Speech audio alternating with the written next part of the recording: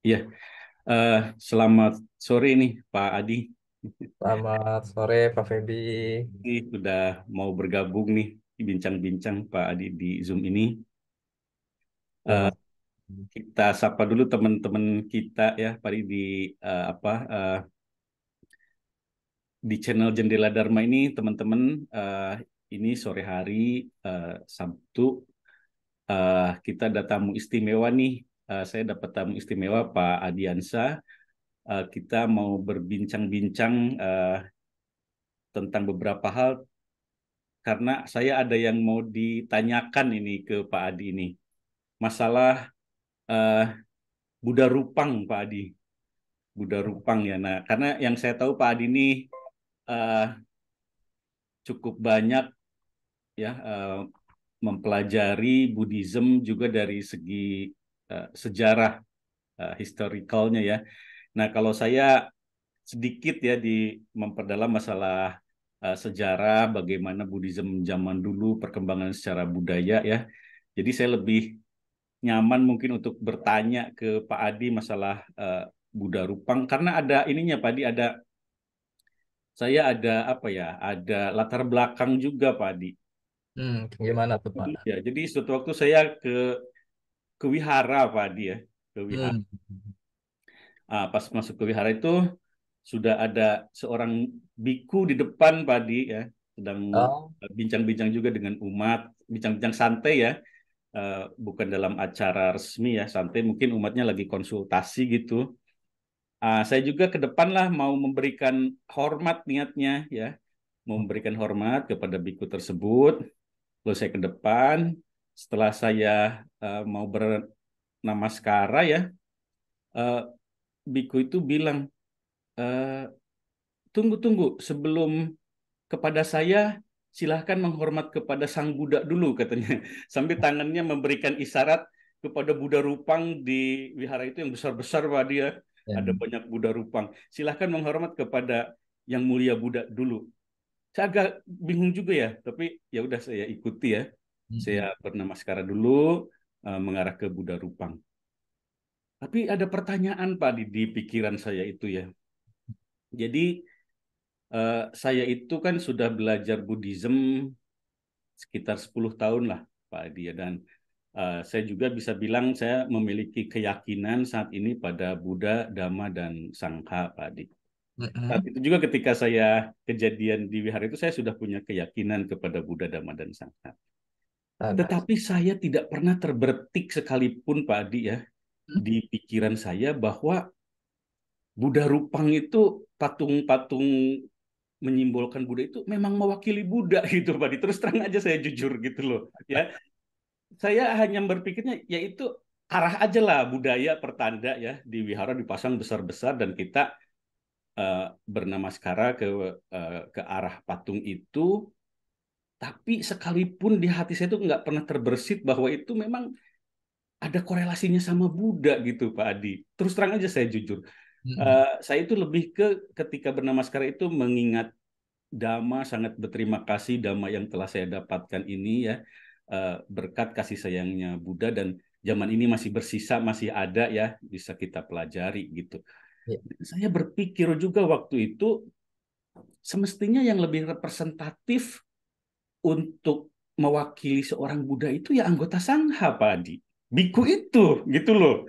Jadi bagi saya seorang biku itu Pak Adi ya lebih representatif untuk mewakili guru kita yang mulia Buddha daripada patung gitu loh, daripada Buddha Rupang gitu loh.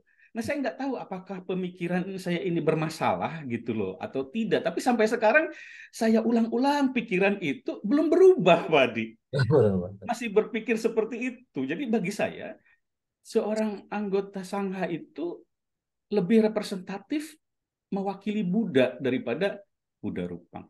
Nah, jadi dalam kesempatan ini makanya saya ingin bertanya ke Pak Adi pertama-tama di zaman Buddha sendiri, Pak Adi ya, apakah memang sudah ada ya penggunaan Buddha Rupang ya, simbol-simbol Buddha berupa patung gitu yang mungkin kan memang jarang diceritakan. Apakah misalnya di Wihara Jetawana, Pak Adi ya?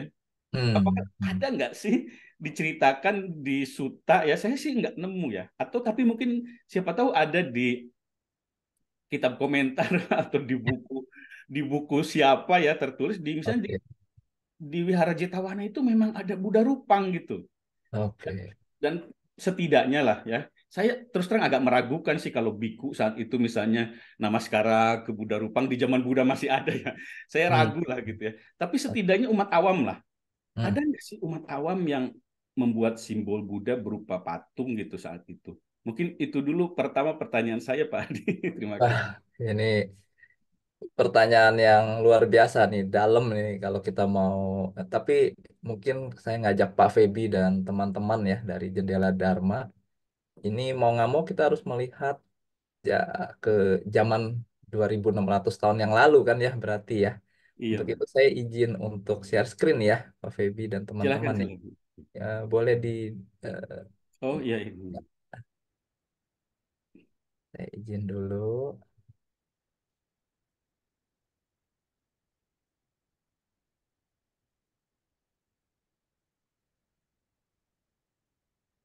Udah apa udah bisa Pak Adi? Oke, saya coba ya. Ah, apakah mudah-mudahan terlihat? Udah terlihat Pak Adi. Udah ya. Ya, Ya, berarti kita harus melihat kalau untuk menjawab pertanyaan Pak Feby tadi, kita harus melihat pada saat yang mulia Buddha itu masih ada di dunia. iya, Artinya iya, masih berjalan menginjak bumi seperti kita manusia ya dalam iya. kehidupan sehari-hari berarti gitu ya Pak Feby. Hmm, Nah, memang kita perlu bermula di ini nih taman tadi yang Pak Feby sebutkan di Cetawana ini kan ya. hmm, Jadi ini adalah posisi kondisi Taman Jetawana pada saat ini ya, pada saat ini. hmm, Nah, ini terutama adalah memang di sana itu ada bekas apa pondasi ya kalau istilahnya hmm. mungkin ya Iya, pondasi-pondasi rangka-rangka daripada eh, dalam istilah ininya adalah kuti yaitu tempat tinggal para biku ya kan. hmm, Nah, secara tradisi ada satu di antara sekian banyak yang merupakan kuti daripada Yang Mulia Buddha ya kan. Ini disebut sebagai ganda mula kuti. Nah, ini oh biar iya, di sana ini yang dikasih tanda ada tapi agak nggak kelihatan di saya ada, mungkin terlihat kayak ada stupa kecil di sini ya Pak iya, Febi ya. iya terlihat Pak Adi. Ya, ada stupa kecil di sini. Nah, ini cerita kita bermula di sini di Jetawana di Mula Ganda Kuti ya. Ya, mungkin bagi teman-teman yang belum familiar ya, Jetawana itu adalah salah satu daripada biara Buddhis kuno ya, adanya di India di Sawati Uttar Pradesh sekarang. Ini cukup terkenal dipersembahkan oleh seorang saudagar kaya ya bernama Ananta Pindika ya. Nanti mungkin bisa dicari sendiri ya riwayatnya daripada Ananta Pindika. Tetapi yang perlu kita tekankan di sini adalah di wihara inilah yang mulia Buddha melewatkan sebagian besar masa hidupnya, termasuk melakukan pertapaan masa musim hujan ya, wasak ya, pertapaan masa musim hujan di tempat ini selama 19 kali, sehingga banyak sekali khotbah-khotbah, ajaran-ajaran yang disampaikan di sini.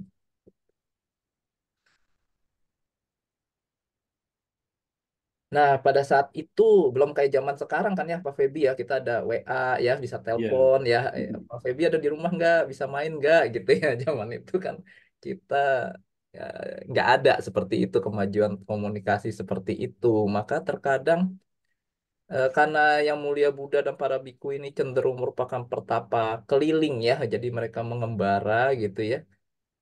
Terkadang ada orang atau umat ingin datang memberi hormat atau bercengkrama atau menanyakan, meminta pengajaran kepada Yang Mulia Buddha.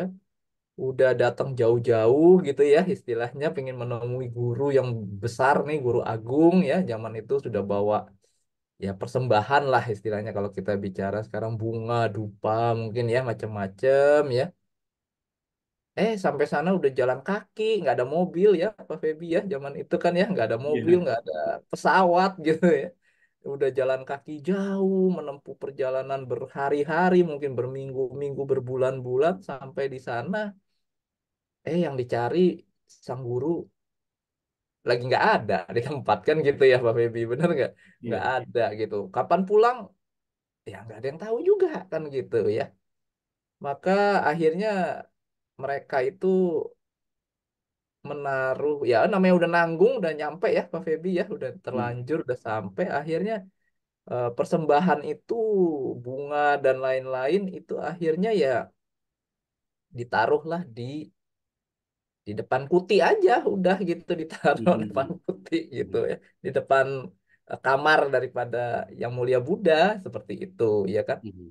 Ya kalau satu orang lumayan ya satu ya kan, tapi kalau kita bicara 10 orang mungkin dalam satu hari, ya lama-lama kan, lama-lama ya penuh ya seperti ini misalnya. Contoh aja nih ilustrasi gitu misalnya, Hmm. ditebar bunga seperti ini, nah ini kan mungkin satu atau dua orang. Nah kalau tiap hari seperti ini, ya ya apa, cukup menimbulkan gangguan ya Pak Feby, bener nggak sih, lama-lama bunganya busuk dan lain-lain tapi ini numpuk banyak gitu kan.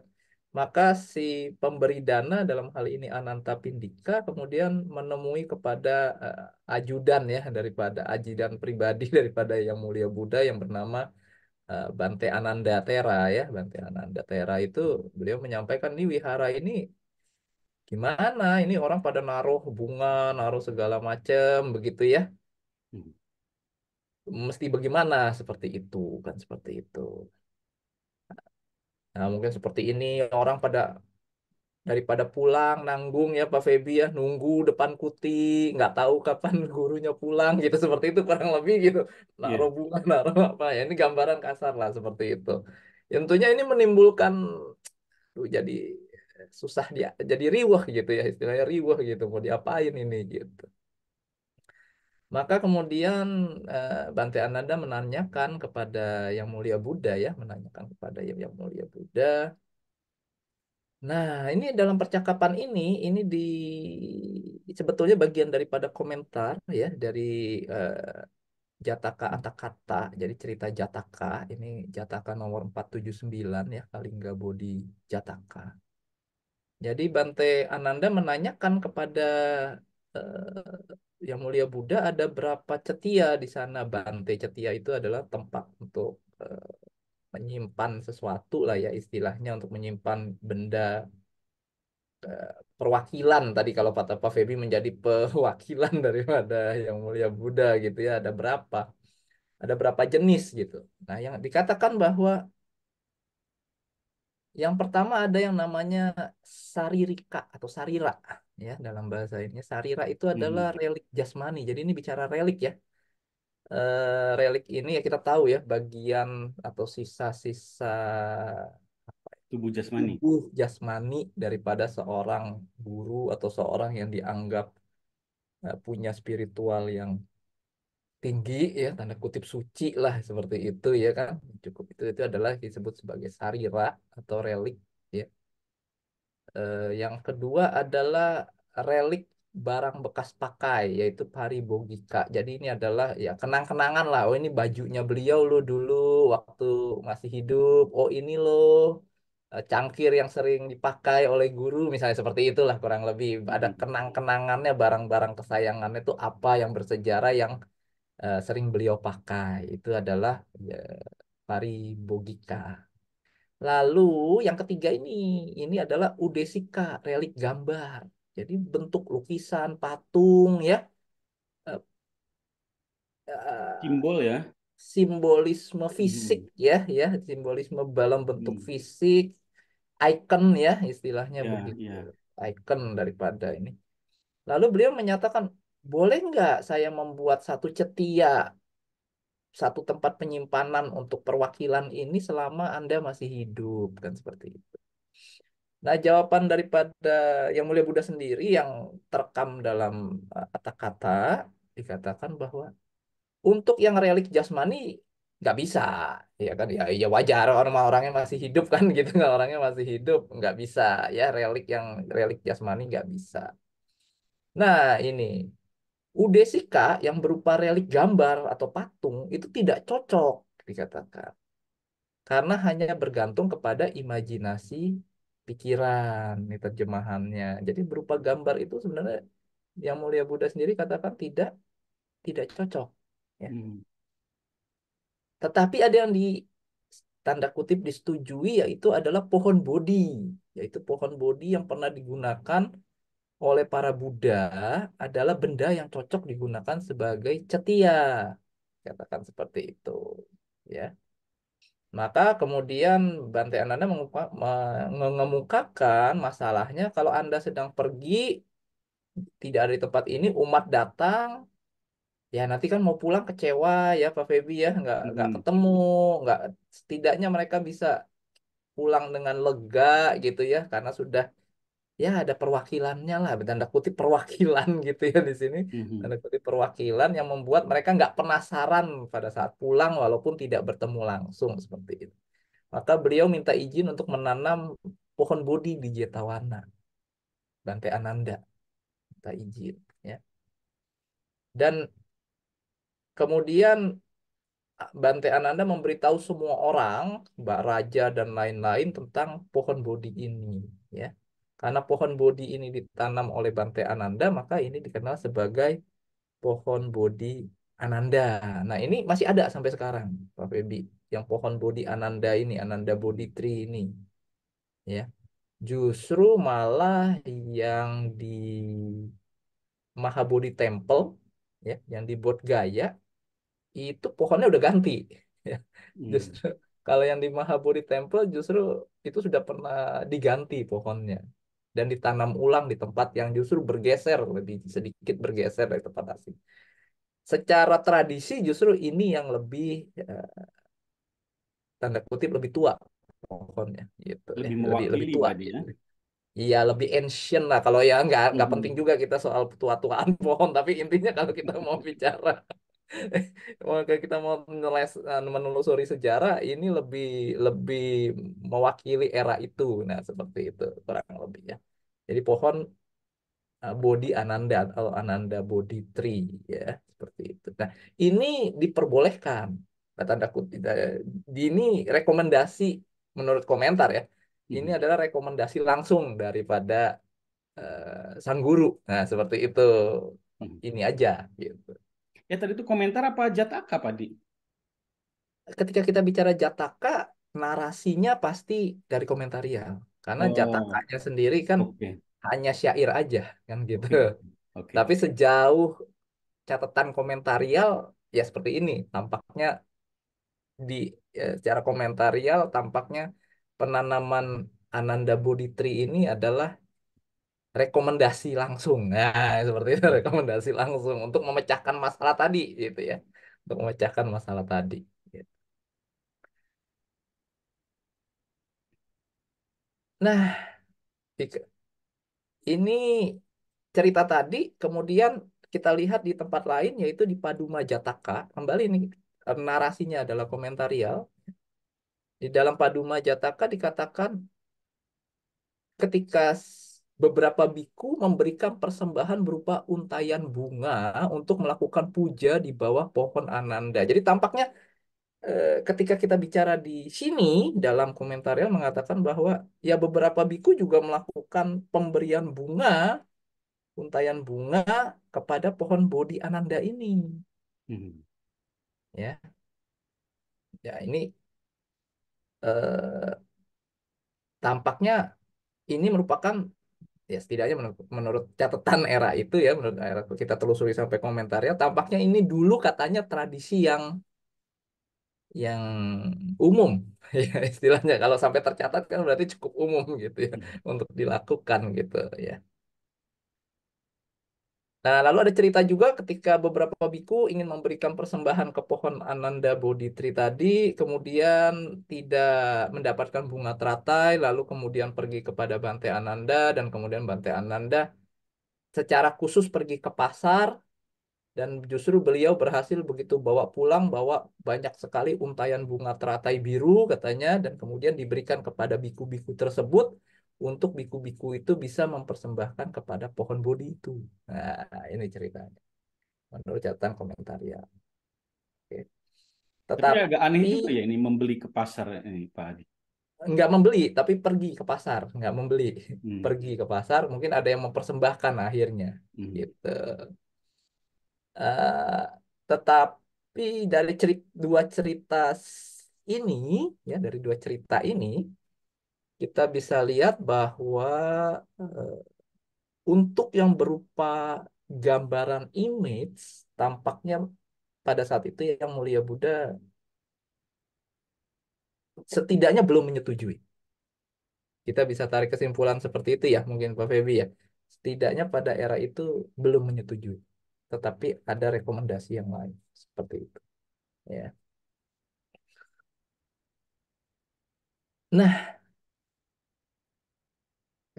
what happened setelah yang Mulia Buddha itu parinibbana? Nah, ini yang menarik kan begitu ya. Kalau tadi kan posisinya Hmm. sebelum parinibbana cukup clear kan, begitu ya Pak Febi ya. Benar nggak sih? Iya. Cukup clear lah. Sekarang kita bicara setelah beliau parinibbana. Oke. Ini menarik dari ini kanonikal eh, Digha Nikaya 16 Mahaparinibbana Sutta ya. Mahaparinibbana Sutta. Dalam ketika yang mulia Buddha sedang dalam penghujung usianya pada saat di dunia ini, kembali ajudannya Bante Ananda menanyakan dalam bahasa Indonesianya diterjemahkan di atas, Bagawa, apa yang harus kami lakukan dengan jenazah Sang Tathagata? Lalu diterjemahkan, jangan mengkhawatirkan urusan pemakaman Ananda, engkau harus berusaha untuk mencapai tujuan tertinggi. Kerahkan dirimu untuk mencapai tujuan tertinggi, latihlah pikiranmu tanpa lelah dengan penuh semangat untuk tujuan tertinggi. Ada para kesatria, brahmana, dan perumah tangga yang penuh pengabdian kepada Sang Tathagata. Mereka akan mengurus pemakaman. Ini salah satu terjemahan yang bisa, yang sebenarnya cukup valid. Tetapi ketika kita bicara terjemahan dari bahasa Pali, Palinya itu agak agak tricky untuk diterjemahkan sebetulnya Pak Feby. Hmm. Agak tricky untuk diterjemahkan. Trikinya gimana Kar- nih Mas Adi? Karena kalimat yang di sini diterjemahkan untuk urusan pemakaman, ya, dalam bahasa Palinya, dalam teks aslinya itu adalah istilahnya adalah sarira puja. Ini ini adalah sarira puja. Jadi sebenarnya ini bisa diterjemahkan sebagai Bante, apa yang kami harus lakukan untuk menghormati sarira Anda, untuk menghormati relik Anda. Itu bisa diterjemahkan seperti itu. Hmm. Ya mungkin maksudnya kan pemakaman itu suatu upacara Ya, terakhir lah biasanya dianggap di terakhir anggota ya. masyarakat Tapi itu bisa ya. juga setelah Anda nggak ada, relik Anda itu harus kami apakan. Bisa Hmm. juga di reading seperti itu. Tergantung kan, ini kan terjemahan nih, tergantung how Hmm. you translate kan gitu kan. Nah, bagaimana Anda melihat konteksnya gitu. Nah, Hmm. jadi di sini kalau kita terjemahkan ini sebagai apa yang Ami harus lakukan untuk menghormati relik Anda, gitu kan? Jawaban dari Yang Mulia Buddha juga nyambung gitu. Jangan khawatirkan soal bagaimana memperlakukan menghormati relik saya, ya kan? Hmm. Tetapi engkau haruslah berusaha untuk mencapai tujuan tertinggi saja. Latih pikiran tanpa lelah dengan penuh semangat mencapai tujuan tertinggi. Nanti para kesatria Brahmana perumah tangga yang akan mengurus relik saya. Nah, gitu kan bisa juga diterjemahkan seperti itu. Masih nyambung kan? Ya. Betul nggak, Pak Febi? Hmm. Hmm. Masih nyambung di situ gitu loh. Ya. Nah, ini ada sedikit catatan kaki dari ini ya. Jadi tampaknya pada era ini, ya, pada era ini, para biku dinasehati untuk bergegas mencapai tujuan tertingginya, yaitu kearahatan, dan tidak merepotkan diri untuk mengurus, memuja daripada relik daripada yang mulia Buddha. Seperti itu. Bahkan salah satu komentator Buddhis yang ternama yaitu Bante Buddha Gosa menjelaskan bahwa tujuan utama tadi kan untuk mencapai tujuan tadi ya, mencapai Hmm. tujuan tertinggi. Tujuan tertinggi ini adalah mencapai kearahatan. Ya, mencapai kearahatan dan beliau menegaskan dalam komentar ya, Hmm. pemujaan relik tidaklah membawa seseorang secara langsung menuju nibbana. Jadi tampaknya dari komentarial Bante Buddha Ghosa itu merujuk pada sarira puja di sini, bukan upacara pemakaman biasanya gitu. Tetapi lebih pada Hmm. sisa reliknya ini mau diapain gitu. Hmm. Makanya komentarnya mengatakan bahwa relic worship does not lead directly to attain nibbana. Jadi kayaknya Bante Buddha Ghosa menangkap ke arah sarira puja ini sebagai ya itu relik tadi gitu Hmm. ya, relik tadi. Oke, kita lanjut sedikit ya Pak Febi ya, Baik, Pak Adi. nggak apa-apa ya. Lalu inilah proses daripada pemakaman atau proses kremasi ya, kalau tidak dimakamkan sebetulnya tapi dikremasi lalu dibakar secara jelas cukup eksplisit digambarkan di suta ini. Ketika jenazah terbakar, kulit bawah kulit, daging, urat, cairan sendi semua lenyap, bahkan tidak ada abu yang tersisa. Yang tersisa kemudian hanya tulang belulang, ya kan? Ini cukup eksplisit menurut saya. Bagaikan mentega atau minyak dibakar, tidak ada abu tersisa. Demikian pula dengan jenazah, hanya tulang belulang yang tersisa. Beliau itu tampaknya dibalut oleh 500 helai kain, ya mungkin tradisi zaman itu ya mungkin Pak Hmm. Febi ya, dibalut oleh 500 helai kain, seluruh lapisan kainnya habis terbakar. Nah cuma dikatakan ketika jenazah terbakar turun pancuran air dari angkasa, mungkin maksudnya hujan turun kemudian habis itu memadamkan api pemakaman, orang kemudian menuangkan air harum ke atas api itu, orang-orang malah kemudian memberikan penghormatan. Nah ini yang menarik. Ini yang menarik. Orang malah memberikan penghormatan kepada relik-relik Sang Bagawa selama seminggu di aula pertemuan, membuat pagar dari tombak dan tembok dari busur, dan mereka melakukan tarian, nyanyian, karangan bunga, dan musik. Jadi ketika Yang Mulia Buddha ini sudah tidak ada, parinibbana, ownership-nya tampaknya kemudian ownership daripada ya tubuh jasad daripada Yang Mulia Buddha ini tidak berada di bawah para siswa-siswa monastiknya justru Pak Feby. Hmm. Tetapi diambil alih oleh orang-orang awam tampaknya. Ini menarik dan ini jelas di sini gitu loh. Hmm.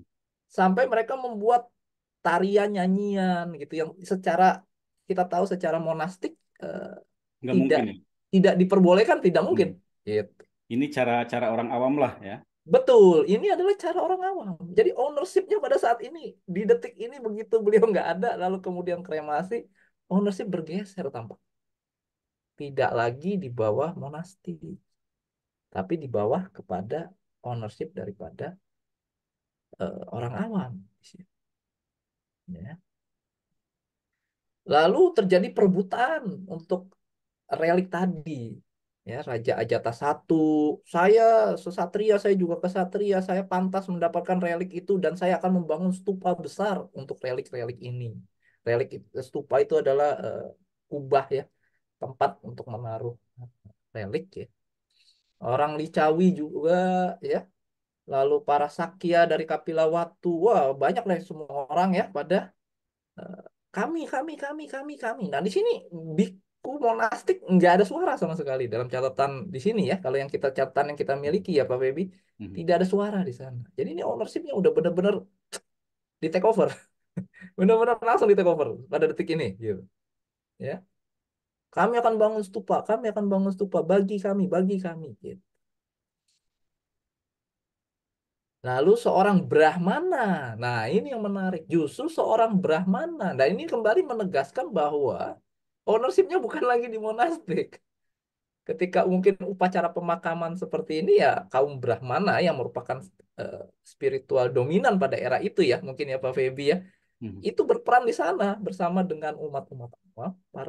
Seorang Brahmana Dona kemudian mengatakan, sabar-sabar tuan-tuan katanya.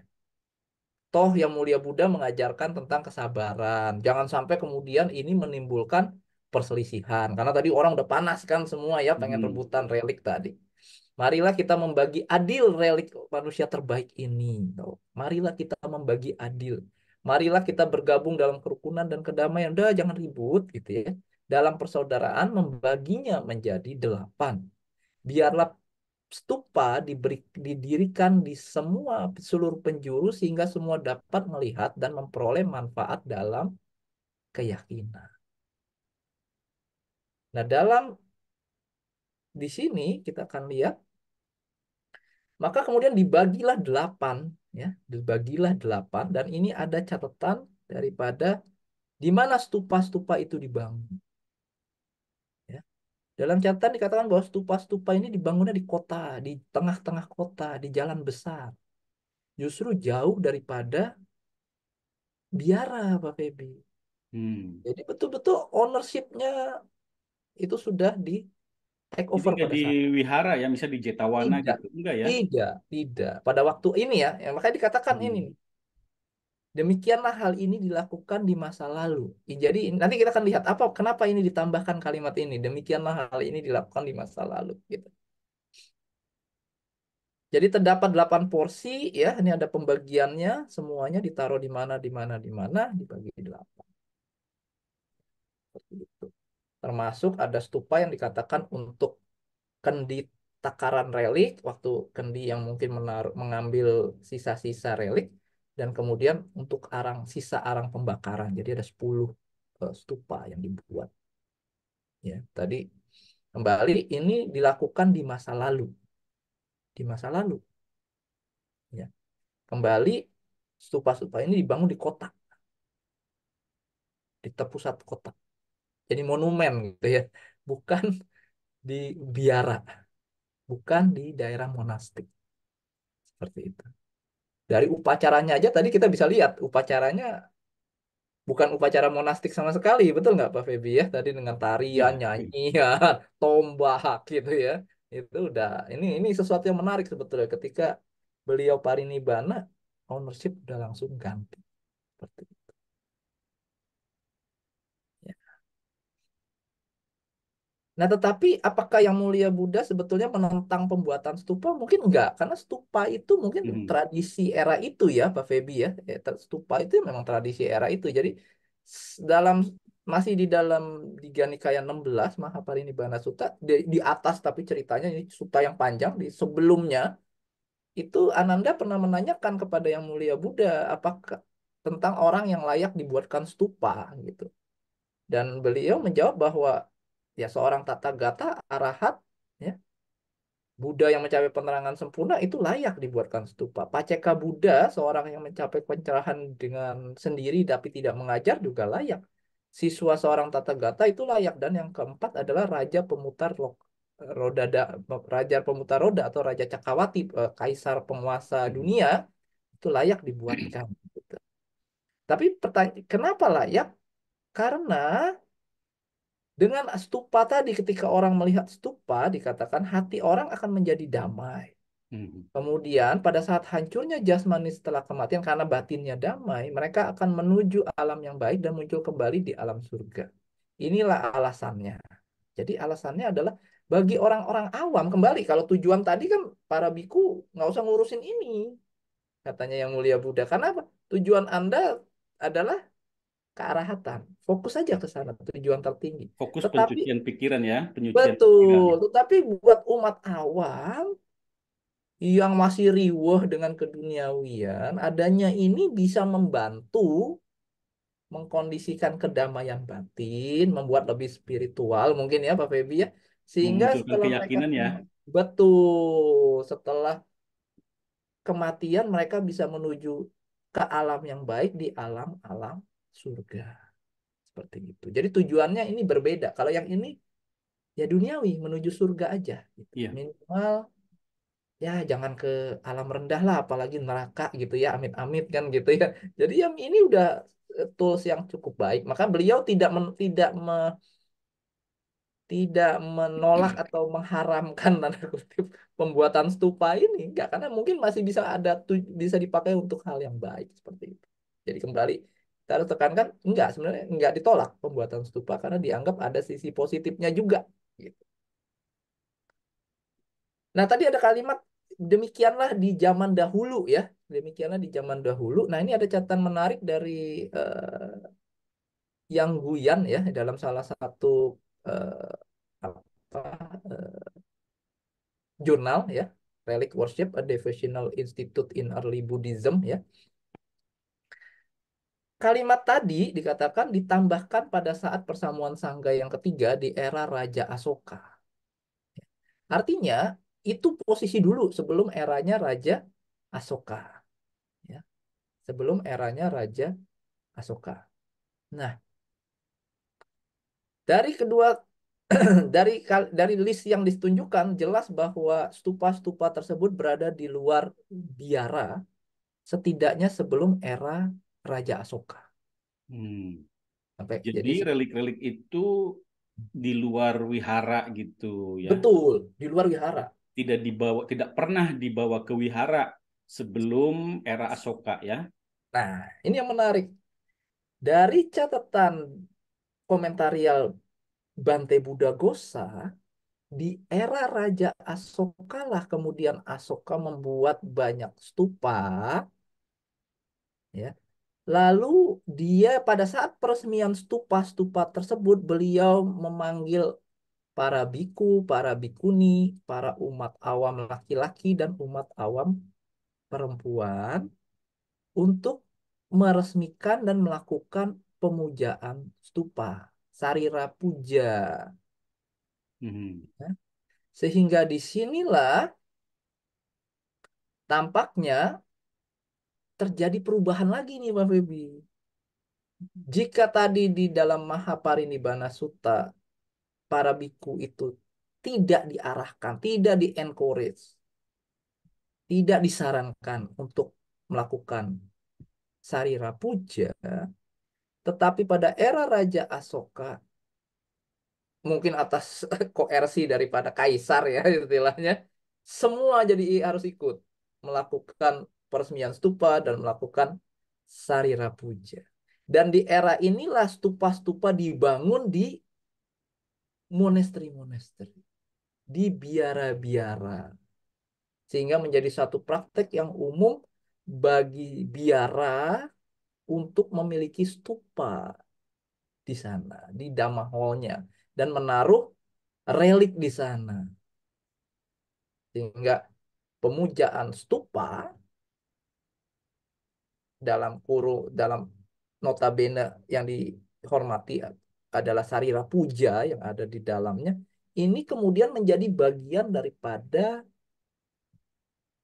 praktek tradisi Buddhisme sehari-hari baik untuk monastik maupun untuk umat awam. Seperti itu. Ya, seperti itu. Ya. Oke. Tetapi kita clear pada era itu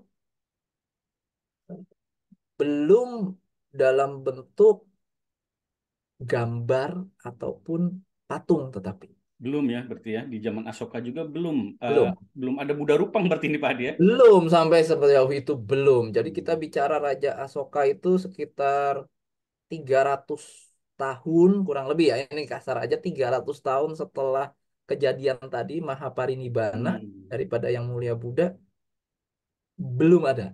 Hmm. Belum ada eh, Yang Mulia Buddha digambarkan dalam bentuk Hmm. figur manusia. Tapi Pak Adi, maaf nih sebelum dilanjutkan saya juga Heeh. jadi ada cerita nih masalah relik ini ya. Heeh. Jadi saya waktu tahun berapa ya mungkin 2014 2015 lagi semangat-semangatnya lah untuk banyak pertanyaan kan di Hmm. pikiran saya ini jalan yang betul-betul bisa dipraktekkan efisien gitu ya untuk penyucian pikiran ini sebetulnya gimana gitu. Saya betul-betul waktu Hmm. lagi banyak ingin tahu gitu ya. Jadi Heeh. ketika dikabarkan waktu itu di daerah Serpong ya Hmm. eh, ada biku katanya dari Thailand mau datang katanya Pak Adi Hmm. gitu ya. Hmm. Rombongan biku dari Thailand mau datang. Wah, saya datang dengan bersemangat Pak Adi ya. Saya pikir jauh-jauh lah dari luar negeri biku itu datang pasti mau mengajarkan dhamma ya bagaimana kita ini pikiran bisa tersucikan gitu kan. Datanglah saya dengan semangat. Tapi waktu itu sore hari ya, kalau tidak salah sampai malam acaranya. Itu ya ceramahnya ternyata ceramah yang standar ya tentang bagaimana memelihara kedamaian di dalam keluarga gitu ya. Tidak Mm-mm. ada bicara tentang penyucian pikiran yang lebih tinggi. Hmm. Nah, lalu yang lebih ini, jadi sebelum bubaran itu salah satu biku itu ke umat membagi-bagi relik. Katanya itu relik arahat, Pak Adi. Oh, Jadi itu kalau saya perhatikan itu seperti abu yang dicetak ya. oh Jadi iya. abu seperti udah sisa pembakaran dicetak sekitar ukuran 3 kali 2 senti lah. Mm-mm. Ada kayak ada embosnya menonjol di cetakan itu seperti orang lagi meditasi gitu ya di situ. Itu terus terang Pak Adi, saya bingungnya berbulan-bulan Pak Adi di rumah itu. Kan saya bawa ke rumah, saya nyesal itu bawa ke rumah karena begini. Terus terang saya orang yang tidak mudah untuk diyakinkan, Pak Adi, bahwa Ah, itu adalah benar-benar relik arahat. Saya kan tahu dari mana itu benar, gitu loh. hmm. Walaupun itu dibagikan oleh seorang biku. Maaf-maaf juga ya, apalagi maaf-maaf nih, ini saya mohon maaf jika ada yang tidak berkenan, apalagi biku yang membagikannya itu ya di mata saya setidaknya waktu itu ya secara ini kayaknya kurang meyakinkan bahwa biku itu telah telah apa istilahnya dhamma telah meresap gitu ya, anggun gitu ya, memiliki pencapaian. Saya kira waktu itu saya tidak cukup terkesan sampai situ Pak Di, dan ketika dibagikan itu saya pas dibawa otomatis ke rumah, di rumah saya bingung ini mesti diapakan, apalagi saya kan tradisinya tadinya dari luar non Buddhis, kata orang katanya harus dipelihara, dipuja, dihormati.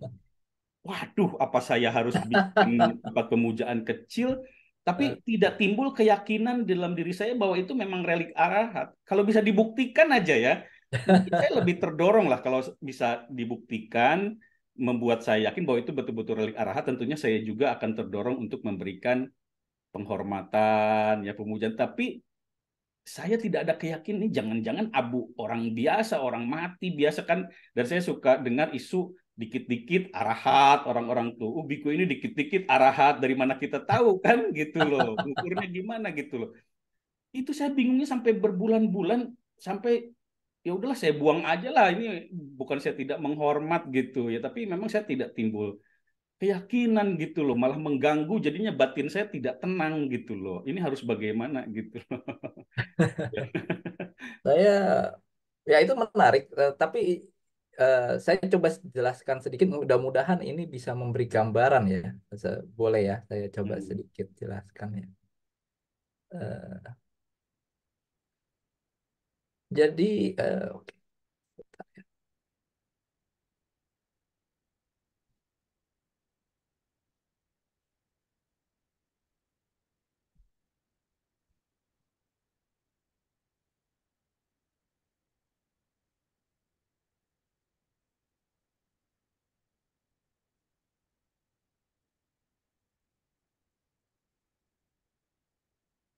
oke. Mudah-mudahan udah terlihat ya, Mbak Feby ya. Udah Pak.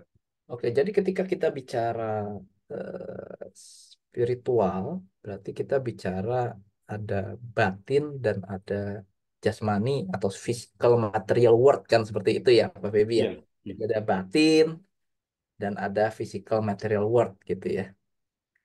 Di mana ada yang menjadi pertanyaan justru adalah bagaimana koneksi ini berdua kan gitu antara batin dengan physical world dengan jasmani ini, bagaimana dia interaksinya, koneksinya, kerjasamanya, saling mengkondisikannya seperti apa kan, itu yang menjadi menarik nih dalam dalam semua spiritual kan pasti seperti itu, betul nggak ya Pak Iya. Feby ya? Hmm. Dalam semua spiritual gitu bagaimana interaksi mereka gitu. Nah, di era eh, tradisi pertapaan India kuno, kita bicara India kuno ini maksudnya saya adalah era yang mulia Buddha dan sebelumnya. Nah, kita bicara seperti itu. Jadi era yang mulia Buddha dan sebelumnya, termasuk era dari para Brahmanisme pada era itu, belum Hinduisme ya. Kita bicara belum Hinduisme pada era itu, belum ada Hinduisme. Brahmanisme pada era itu seperti tradisi Sangkya, yoga seperti Hmm. itu kan. Itu adalah tradisi-tradisi Brahmanisme yang kuno tuh yang dalam mereka mengolah batinnya gitu ya. Maka pada era itu yang menjadi fokus dari antara dua ini, antara batin versus physical material world ini, maka kira-kira fokusnya ada di batin atau di physical nih Pak Feby, kira-kira pada era itu. Kalau yang saya baca-baca, tentunya mereka itu tetap ke batin, Pak Adi. Betul. Tetapi kalau Heeh. di sebelum Buddha muncul itu, kadang mereka itu kan agak nggak tahu jalannya, Pak Adi. Ketika Betul. Ya prakteknya oke. akhirnya kok Kalau jadi physical, jadi materi lagi. Karena saya iya. lihat ini nggak tahu jalannya gitu loh. Nanti kita akan lihat. Jadi fokusnya sebetulnya adalah di batin, ya. Jadi praktek mengolah batin ini yang disebut sebagai pada era itu yoga. Mereka yang melatih batin Hmm. itu disebut melatih yoga. Orangnya yang melatih disebut sebagai yogi. Nah, ini istilah ini kan Yogi ya. masih dipakai Hmm. sampai sekarang, yogi gitu ya. Hmm. Ya, jadi praktek mengolah, menempa ya, mengembangkan batin ini sebetulnya adalah yoga. Yang melakukan disebut sebagai yogi.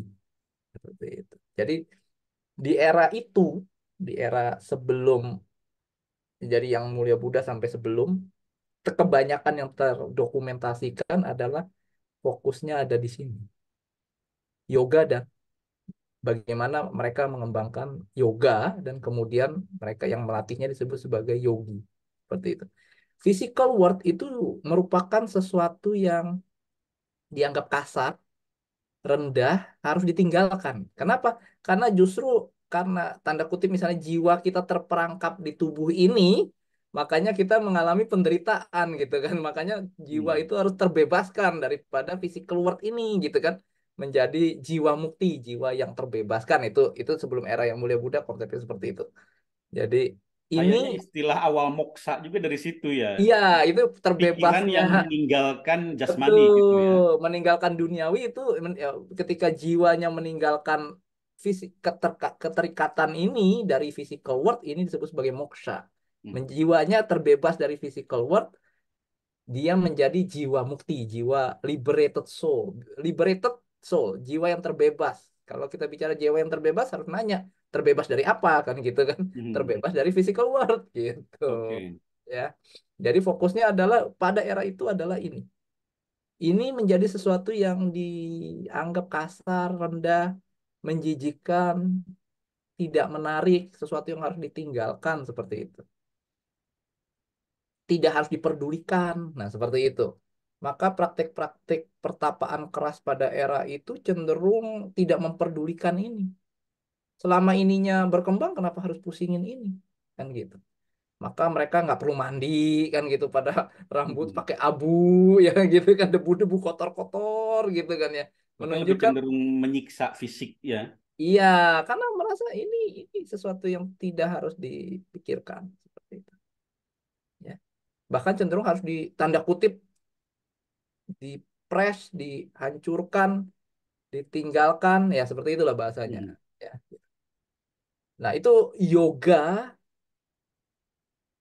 di era itu yang kalau kita bicara yoga di era itu konsepnya sebetulnya itu gitu Hmm. ya. Tetapi kalau sekarang Pak Feby atau teman-teman di Jendela Dharma ini datang gitu ya, pergi ke kelas yoga, biasanya kan suka ada tuh kelas Ya, yoga yoga, zaman sekarang nah ya. gitu ya, ibu-ibu biasanya Pak Feby ya, mau ikut yoga nih, kemana? Ya, Mau pergi yoga gitu ya, betul nggak Pak Feby? Kan masih ada sampai sekarang kan, betul nggak yoga gitu? itu yang disebut apa? Pilates apa? Apa? Pilates, yoga, hatha Pilates ya. yoga, macem-macem kan gitu ya. Ya, Nah yang gini kan yang keluar gitu kan, iya betul. yang keluar yang seperti ini. Gitu. Nah, nggak bicara soal bagaimana mengekang pikiran, melatih batin, mengembangkan kebajikan, kan bukan itu yoganya, betul nggak Pak Febi? Setuju Betul. nggak? Yang dilatih adalah ini. Ini apa sebetulnya yoga ini? Yoga yang kita kenal sekarang ini, itu apa sebetulnya? Yang begini. Atau yang ini, begitu banyak apa postur atau asana ini, ya.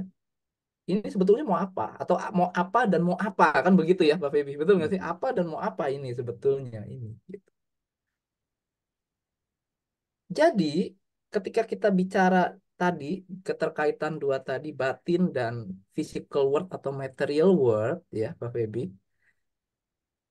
di sekitar abad 4, 5, 6, 7 Masehi. Jadi kita bicara Masehi sekarang ya. Kalau ini kan sebelumnya Mhm. tadi kita bicara sebelum Masehi ya, 6 sebelum Masehi. Sekarang kita bicara sekitar 1000 tahun kemudian, sekitar abad 5, 6, 7 Masehi.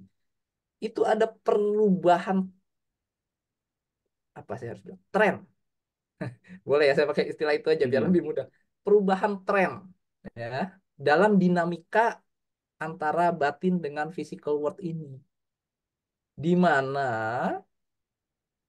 kalau secara teorinya make sense. Di mana mereka berpikir bahwa oke, batin dan jasmani ini kan saling keterkaitan sebetulnya ada. Iya dong. Ketika Anda mengembangkan batin, maka terjadi perubahan sebetulnya, walaupun disadari tidak disadari, ada perubahan terhadap fisikal Anda. Mungkin karena pikiran Anda tenang, bahagia, damai, hormon-hormonnya jadi lebih baik. Kan begitu ya Pak Feby, betul nggak sih? Ya. Badan terasa enteng, lebih sehat, ya gitu kan mungkin ya seperti itu, ya nggak Pak Iya. Feby? Jadi ini dilatih sebetulnya ada impact-nya terhadap physical dan material world. Setuju nggak sampai sini Pak Feby? Setuju ya Iya. kita sampai sini. Iya. Mhm. Di abad 5, 6, 7 Masehi, mereka kemudian memikirkan satu hal lagi. Oke, tetapi sebaliknya kenapa? Gimana? Toh kalau ini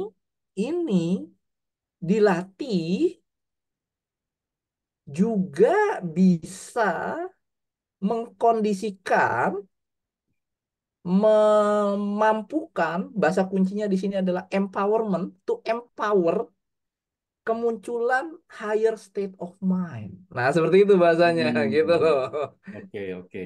Ya, karena kalau Anda pingin higher state of mind, perlu landasan gimana kalau hormon-hormonnya berantakan gitu ya Pak Feby ya. Iya. Anxiety, depresi, gimana higher state of mind bisa muncul? Setuju nggak Pak Feby? Mhm. Gimana bisa hormonnya berantakan kan gitu.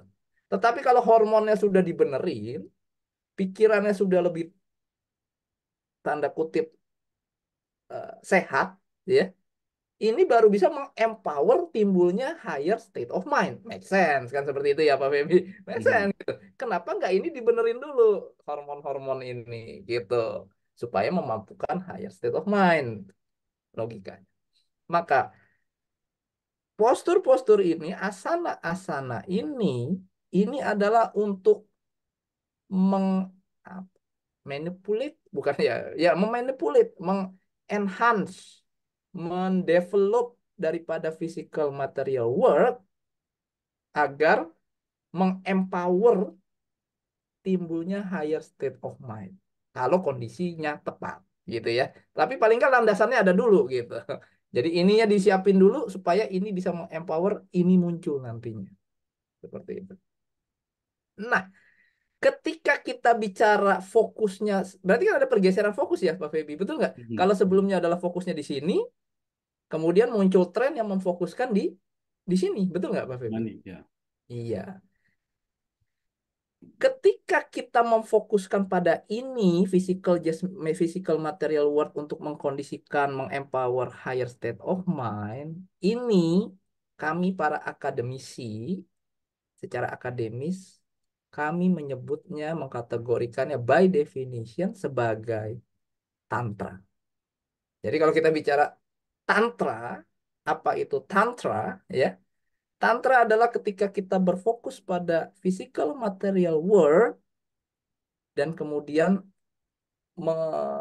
memakainya untuk empower timbulnya higher state. Sampai sini mungkin clear nggak, Pak Feby? Oke, Bisa ya ketangkep. nangkep ya? Make Ketangkep, sense Pak. ya? Secara logis make sense ya? Secara Ya. secara framework make sense gitu ya? Maksud Masih make dasarnya sense. ketangkep ya. Iya ya. Nanti kita akan lihat. Jadi di dalam tantra Di dalam tantra, ya, Raja Tato seperti ini contohnya ya Pak Febi, ini adalah Mhm. ya, ini adalah Sakyan namanya, tato seperti ini. Ini bukan menjadi hanya sekedar lukisan atau gambar, bukan hanya menjadi sekedar tato di kulit gitu ya. Tetapi dari kacamata tren tantra, ya, ini mengempower, dia akan mengenergize tubuh fisik, memanipulasi, mengenergize physical world sehingga mengempower higher state of mind. Artinya ini bukan menjadi, jadi physical world sekarang menjadi bukan sekedar physical world, bukan menjadi sekedar hanya unsur-unsur atom-atom, tetapi sesuatu yang memiliki power, memiliki energi, divinized, ya. Nah, ini yang tadi Pak Feby sempat bahas mungkin ya, ini yang model-model gini. Ya, nah ini Sehingga, yang dibagikan tuh mirip yang tengah, cuma ya warnanya betul. abu-abu Jadi waktu yang itu. tengah Ya, ini kayak adalah kayak abu biasanya, pembakaran ya. betul, ini adalah biasanya sisa-sisa relik dari orang yang dianggap memiliki sudah mengalami higher state of mind ya, seperti itu, yang guru yang dianggap mumpuni gitu ya. Hmm. Sisa reliknya kemudian dicampur dengan apa, abu dupa lah, sisa rambutnya atau sisa jubahnya, kepingan jubahnya dan lain-lain, dipres seperti ini jadi ini. Bener nggak Pak Febi ya gitu Ya, ya. ya. Hmm. Dan ini diyakini kemudian bukan menjadi hanya sekedar abu, ya bener nggak Pak Febi? Bukan Ya. hanya sekedar rambut, tetapi sekarang dari kacamata tantra, ini kembali nih kita bicara, ini adalah kacamata tantra, ini di divinize, ini memiliki energi, memiliki empowerment untuk higher state. Ini adalah tantra dan tidak ada yang kebal dari tantra pada era sejarah spiritual era itu, abad 5, 6, 7. Oh, jadi Pak Adi bahkan misalnya saya tadi dibagi yang dikasih ya oleh dari biku Thailand yang seperti ini bukan hanya untuk dipuja, tapi mungkin untuk taruhlah sebagian orang taruhlah dari segi tantranya itu bahkan ini bisa memberikan energi balik kepada kita untuk kita mencapai pikiran yang lebih tinggi gitu ya Pak Adi? Ya, diyakininya seperti itu. Paling Oh nggak gitu. membuat itu. Oke, oke. Ya, seperti itu. Ya. Ini, nah bagaimana, tapi ceritanya kan jadi panjang. Kenapa Tantra bisa masuk ke Buddhis, yang itu nanti itu cerita yang panjang lagi, lain lagi ceritanya. Jadi Kayaknya terlalu tantra yang panjang. dimaksud Pak Adi itu tantra Hinduisme lah atau saya boleh bilang gitu nggak? Enggak. Tantra is Tantra. Tantra Oh, adalah tren ketika fokusnya adalah pada physical world yang dipakai, dimanipulasi untuk memanipulasi timbulnya higher state of mind. itu datangnya dari budaya negeri mana Pak Adi? Nggak ada yang kita belum tahu. Itu masih Oh, penelitian sama sekali. Tapi dia tren ini, makanya saya sebut tren karena dia masuk ke semua spiritual besar. Dia masuk di Buddhis, masuk di Hindu jadi Hindu Tantra, mm. masuk ke Sikh jadi Sikh Tantra, masuk ke Oke, Taoisme jadi Tao Tantra gitu loh. Masuk oke, semua ini gitu ya. Masuk semua. Jadi makanya saya bilang ini tren gitu. Karena oke. tiba-tiba di era itu semua fokus ke sini gitu. Semua fokus ke physical world.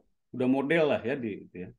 Jadi tren ya, ya jadi model, jadi Mm. jadi jadi new new new way gitu seperti Oke. itu. Hmm. Jadi ini kembali bukan hanya menjadi sekedar debu, abu, dupa yang dipres, tetapi karena ada tadi unsur-unsur anggota tubuh, relik dan lain-lain, ini menjadi divinized, empowered. Nah, seperti itu. Maka di negara-negara tantra ya ini sangat dicari ya Pak Febi ya gitu ya. Kalau Oke. ke Thailand nih ada yang namanya amulet market. Jadi ada pasarnya di sana gitu. Jadi Mm. mana Anda bisa cari amulet jenis apa yang cocok buat Anda gitu ya. Dan orang pakai gitu ya seperti ini gitu ya Pak Febi ya gitu ya. Mungkin Tapi saya ingin bertanya dulu Pak Adi. ya silakan. Kalau di Buddhism ini ada nggak misalnya amulet-amulet yang seperti ini bukan hanya tadi misalnya dianggap relik lah. Ada nggak yang tulisan kitab suci misalnya ini dari Dhammapada gitu Oh misalnya iya, iya, iya, dijadikan iya. jimat gitu. Ada juga ya? Ada, Hmm. ada. Oke, oke. Iya. Jadi bentuknya macam-macam gitu. Tapi ya semacam apa jimat gitu ya gitu. Ada Iya, juga iya. gitu ya. Karena Bahkan seperti di agama Islam ada juga namanya isim disebutnya. ya kayak isim betul Ya, kalau istilah biasanya isim. ditulisnya itu pakai tinta jafron gitu loh, Ya, saffron. malah kalau di Buddhis tadi itu modelnya dirajah, Di rajah tato ditato. di tubuh itu ya. Iya, biar lebih nyatu gitu. Itu mantra-mantra juga kali ya? Mantra, mantra. Mantra ya. Oke. Jadi itu bagian daripada tantra. Tentunya akan menarik nanti kalau kita mau bahas. Tapi akan panjang sekali. Kenapa tantra Iya. bisa masuk Buddhis gitu ya? Itu akan panjang sekali. Tetapi saya akan cuma bisa bilang bahwa itu tren yang nggak bisa dihindari di era 5, 6, 7. Semua kena. Semua spiritual besar pada era itu hampir semua kena. Anda bisa cari ini di Tao, Anda bisa lihat ini di Shinto, Anda bisa lihat ini di Brahma, Hinduisme, lalu di Buddhisme, itu Di semua kena. Theravada, di Mahayana ya. Semua kena, semua. Semua kena. Oke, oke. Jadi ini tren pada era itu. Gitu. Nah ya seperti ini ya Pak Febi ya. Jadi kadang orang Wow, biar lebih biar lebih apa? lebih ekstrim ya. Lebih safe mungkin ya gitu. Kalau satu kan kurang gitu ya Pak Febi mungkin ya Hmm. gitu. Jadi Pak mungkin harus banyak gitu biar lebih pede, biar lebih meresap gitu ya. Tapi kalau yang ini mungkin saya nggak kurang sarankan ya ke Pak Febi ini kayaknya kayaknya kurang pantas lah, kurang cocok ya, kurang gede-gede gitu ya, kurang lah ya gitu seperti itu. Nah kembali ke Rupang Buddha. Jadi ketika kita bicara dari kacamata tantra gitu ya Pak Febi ya, kacamata Hmm. tantra, maka Rupang Buddha ini bukan menjadi hanya sekedar rupang, bukan hanya sekedar misalnya dibuat dari apa resin atau resin kayu batu atau apa gitu ya Walam. Hmm. pualam misalnya bukan hanya menjadi sekedar pualam tetapi ketika dibentuk dalam bentuk rupang ini dan kemudian dilakukan empowerment ya dong misalnya Hmm. dibaca diresmikan oleh biku tertentu atau dilakukan upacara peresmian tertentu ya mungkin ya Pak Febi ya Hmm. ini bukan menjadi sekedar pualam tetapi dia sekarang menjadi pengejawantahan langsung daripada Buddha. Nah, itu yang jadi ketika kita bicara di kacamata Tantra. Maka ketika tadi cerita Pak Febi di awal dikatakan bahwa tolong beri hormat dulu pada Yang Mulia Buddha baru kepada saya. Pak Febi bingung. Padahal ini kan ini gitu kan. Kenapa ke sana kata Pak Febi? Iya. Karena kacamata yang sedang beliau pakai itu tampaknya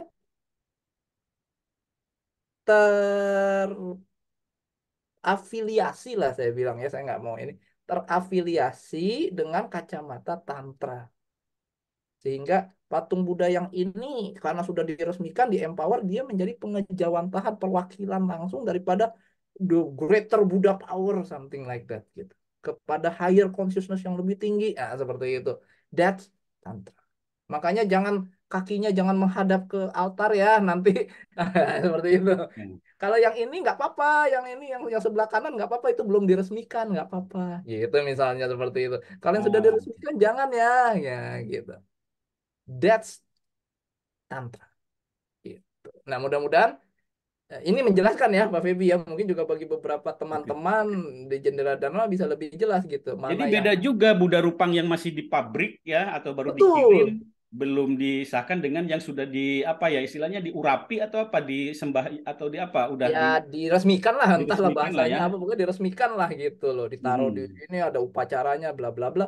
That's tantra. Jadi berubah ya. Dia nggak menjadi hanya sekedar walam tadi kata Mbak Feby. Oke. Waktu Oke. masih di pabrik ditaruh di kelar-kelar aja gitu kan kasarnya. Taruh Ya lantai nggak tergeletak apa-apa gitu. nungging juga nggak apa-apa Nggak ya. apa-apa ditaruh terbalik nggak apa-apa gitu. Kasarnya Hmm. nih kalau kita mau bicara gitu. Oke. Tetapi ketika dia sudah di empowerment, diresmikan, nggak bisa.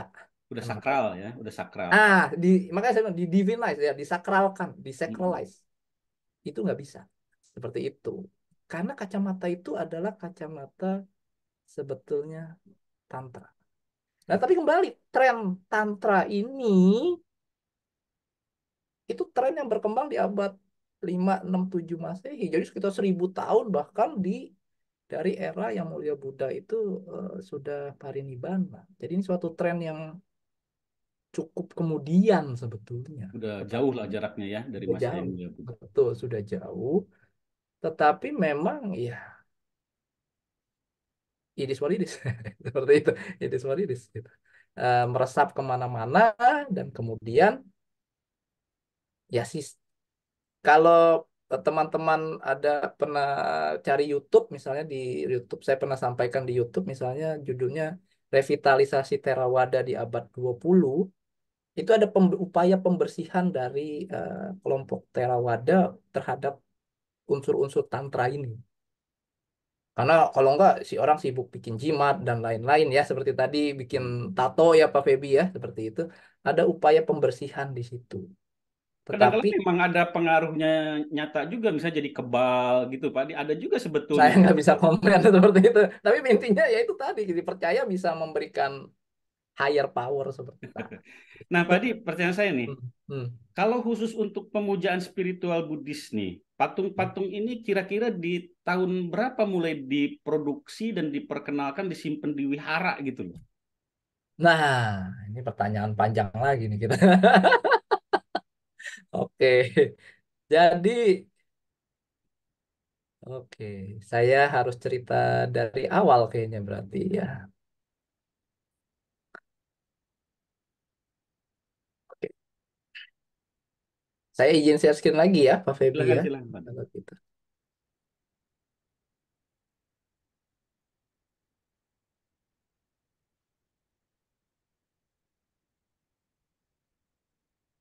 Karena Buddhism ini jadi banyak disalahpahami, Pak, bagi yang nggak paham kan, sebagai Ya, penyembah patung gitu loh. ya Ya. karena nggak bisa disalahin juga, karena Iya. memang tren pada era itu ya memang sempat ke arah itu mau diapain. Gitu. Kalau saya fair-fairan aja kita dari kacamata sejarah kan kita kan gitu pernah masuk ke era itu, Hmm. pernah masuk ke era itu. Ya kita harus fair gitu. Beberapa mungkin masih memiliki pandangan seperti itu, terutama mereka yang memang kacamatanya adalah masih tantra tadi, seperti itu. Jadi tetapi bisa dibilang bahwa ini adalah tren yang kemudian gitu dan bukan merupakan intisari lah ya kalau saya bilang ya bukan merupakan intisari atau message ya apa intisari daripada ajaran yang di- dibabarkan oleh eh, Buddhisme di era-era awal. Ini tren kemudian seperti itu. Juga masalahnya ini patungnya ini beda-beda. Mungkin kalian Pak Adi terangkan nanti ya Oh modelnya iya, gitu Pak Adi. boleh, boleh. Ada kayak patung-patung Alexander the Great gitu, yang Yunani gitu loh. Ada yang patung-patung kayak pakai helm wayang yang sampai atas lucut gitu loh. Itu kayak misalnya Iya, kayaknya di Thailand atau Vietnam itu agak begitu ya. iya. Nanti jadi gini kita bicara Ada eh, terus ini satu lagi nih Pak Adi yang ya, menarik. uh-uh. Nanti mohon diterangkanlah sekalian ya. Kenapa kalau ada gambar Buddha itu nggak botak gitu Pak Adi, nggak gundul, selalu ada rambutnya gitu loh. Ada rambutnya ya. Iya, ini saya padahal kalau saya baca di Sutta ya, yang Mulia Buddha itu pertapa gundul gitu loh, ya. Tapi di semua buku ya hampir semua saya belum pernah melihat gambar Buddha yang gundul. Bahkan ada yang kayak siput-siput gitu ya kan, baik patungnya maupun gambarnya, sehingga anak saya di sekolah kata temennya bilang gini gitu. Itu kenapa yang Mulia Buddha itu tuh benar siput katanya untuk melindungi kepala yang Mulia Buddha kalau lagi meditasi dari rasa panas matahari katanya. Siput-siput Oh, melindungi katanya. Kata teman anak saya di sekolah gitu loh. oh iya. Ya itu tampaknya ya ini saya berpikir ini ahli seni ya. Kalau ahli seni itu kan ingin indah dan indahnya itu dari sudut pandang dia.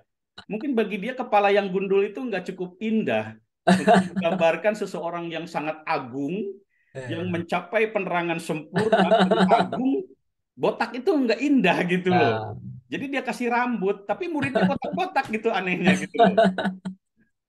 Silakan Pak Adi, nanti silakan dilanjutkan. coba. Jadi kita harus bicara tadi kan kembali lagi cerita kita kembali ke Taman Jetawana tadi yang Mulia Buddha kan udah bilang bahwa ketika dalam bentuk gambar nggak disarankan karena bisa Bergantung bergantung ke pada persepsi masing-masing. betul persepsi masing-masing itu sebabnya nggak direkomendasikan Ah, sebetulnya. tadi ada yang siput, ada yang kuncung ke Iya, atas, nggak ya kan? direkomendasikan sebetulnya. Iya. Tapi kita lihat lah gitu. Jadi ketika di awal tadi kan jelas sampai dengan era Raja Asoka kan belum ada sebetulnya Hmm. patung Buddha ini kan di mungkin mirip seperti masih masih amat sakral lah gitu. Hmm. Menggambarkan Buddha sebagai figur manusia itu masih dianggap sacrilegious gitu kayak kayak Hmm. apa ya istilahnya sacrilegious itu apa Indonesianya haram lah nggak diperbolehkan gitu menista gitu ya istilahnya Hmm. penistaan gitu istilahnya sacrilegious menista gitu. Tetapi gimana ceritanya kita beralih dari kita harus rada sedikit cerita gimana peralihan dari era ikonik ke era ikonik gitu. Ini Hmm. kita harus rada cerita gitu. Karena eh, praktis Buddhisme itu kan menyebar ya ini wilayah-wilayah yang dominan penyebaran Buddhisme ya di era ini di abad pertengahan. Jadi praktis dari era Kashmir Gandhara atau Afghanistan Pakistan sekarang ya. Hmm. Afghanistan Pakistan dulunya wilayah Buddhis itu kental sekali bahkan merupakan strongholdnya basisnya daripada Buddhisme ya. Sampai ke ujung Mongolia Cina sana sebelah sini utaranya di Mongolia bawahnya sampai di Jawa ya istilahnya Korea Jepang juga masuk Pak dia. Cina Korea Jepang itu wilayah-wilayah terpengaruh Dalam Korea Cina itu ya. Buddhisme iya betul jadi ini wilayah-wilayah yang eh, penyebaran Buddhisme atau merupakan wilayah basis daripada Buddhisme seperti itu nah di era-era awal ya dari temuan-temuan arkeologis yang bisa kita temukan adalah simbol, simbol. Seperti contoh simbol telapak kaki ini, ya. Ini merupakan tradisi India kuno ya, tradisi India kalau kita bertemu guru kita mencium telapak kaki gitu ya, Pak Febi ya, mencium Hmm. apa sungkem kalau di Jawa mungkin ya, Iya. sungkem gitu ya, kita mencium sana juga telapak kaki merupakan bagian yang penting untuk memberikan penghormatan. Lalu simbol apa ini roda Udah. roda dama ya roda dama lalu juga pohon bodi tadi jelas karena memang udah direkomendasikan Oleh Yang yang Mulia bisa Buddha sendiri dibilang ya. tanda kutip Hmm. ya menurut komentar lah istilah Ya. setidaknya sampai dengan komentar diyakini itu direkomendasikan oleh Yang Mulia Buddha sendiri gitu kan ya dan kemudian juga ini adalah ini kan beliau duduk di bawah pohon bodi gitu ya. Jadi titik duduknya ini kan dipercaya beliau menaruh kayak apa rumput-rumput atau apa ya seperti itu. Ini menjadi tempat posisi duduk beliau. Ini disebut sebagai Padmasana ya, posisi Hmm. duduk beliau gitu ya istilahnya. Ini disebut sebagai Padmasana. Nah, ini jadi inilah simbol-simbol yang dipakai di awal.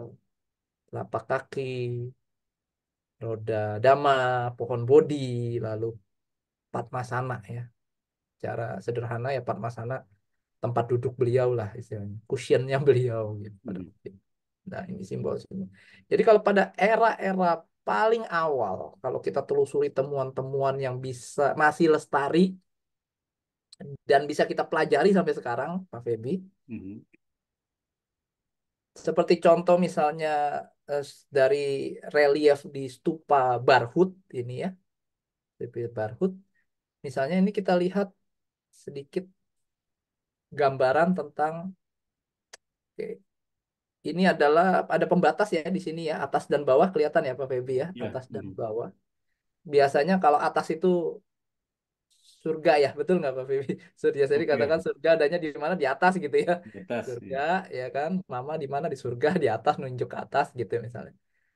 Dan di bawah ya dunia ya, begitu kan ya dunia Ya. kita nih di Lebih bawah. bawah lagi neraka ya. Bawah lagi neraka biasanya kan begitu kan gitu. Nah, Hmm. artis kan para seniman dalam menggambarkan ya menggunakan analogi yang biasa dipakai masyarakat Hmm. juga sama seperti itu. Atas Ya, surga, tengah alam manusia, bawah neraka kan gitu ya Pak ya, Febi ya. ya gitu. Nah, jadi ini di alam manusia kita lihat mereka memberi, ada orang-orang yang memberi hormat ya, bersujud ya, memberi hormat ya seperti ini. Betul nggak Pak Febi ya? Hmm. Nah, ini ada satu kursi di sini, betul nggak Pak Febi? Itu kursi ya. Iya, semacam kursi Hmm. ini kan kelihatan tempat duduk gitu ya. Hmm. Ini adalah simbol daripada Padmasana. Yang tadi itu Hmm. tempat duduk, posisi duduk tadi ya. Adanya di mana? Di bawah pohon Bodhi. Benar nggak Pak Febi itu? Ini pohon Oke. kan? Kelihatan nggak Hmm. nih ada pohon di Hmm. bawahnya? Ya. Ini adalah Padmasana. Orang-orang memberikan hormat pada Hormat. beliau. Betul? Memberikan Ya. hormat. Tapi kepada siapa? Kursinya kosong. Padmasananya kosong. Adanya Padmasana inilah, ini merupakan simbol daripada kehadiran yang mulia Buddha. Buddha sebetulnya.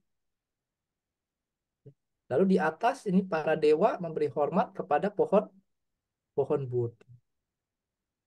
Padmasana, pohon Bodhi. Adanya dua simbol ini, inilah simbol daripada kehadiran yang mulia Buddha.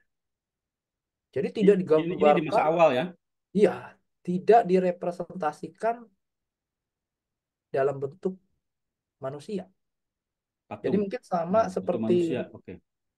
seperti mungkin di saudara-saudara yang Muslim, Nabi Muhammad tidak boleh direpresentasikan dalam bentuk manusia, kan gitu, terlalu suci untuk direpresentasikan Betul. Tuhan juga sacrilegious. nggak boleh. Tidak. Tuhan juga nggak Iya, boleh. nah sama Kalau tulisan boleh nama ya.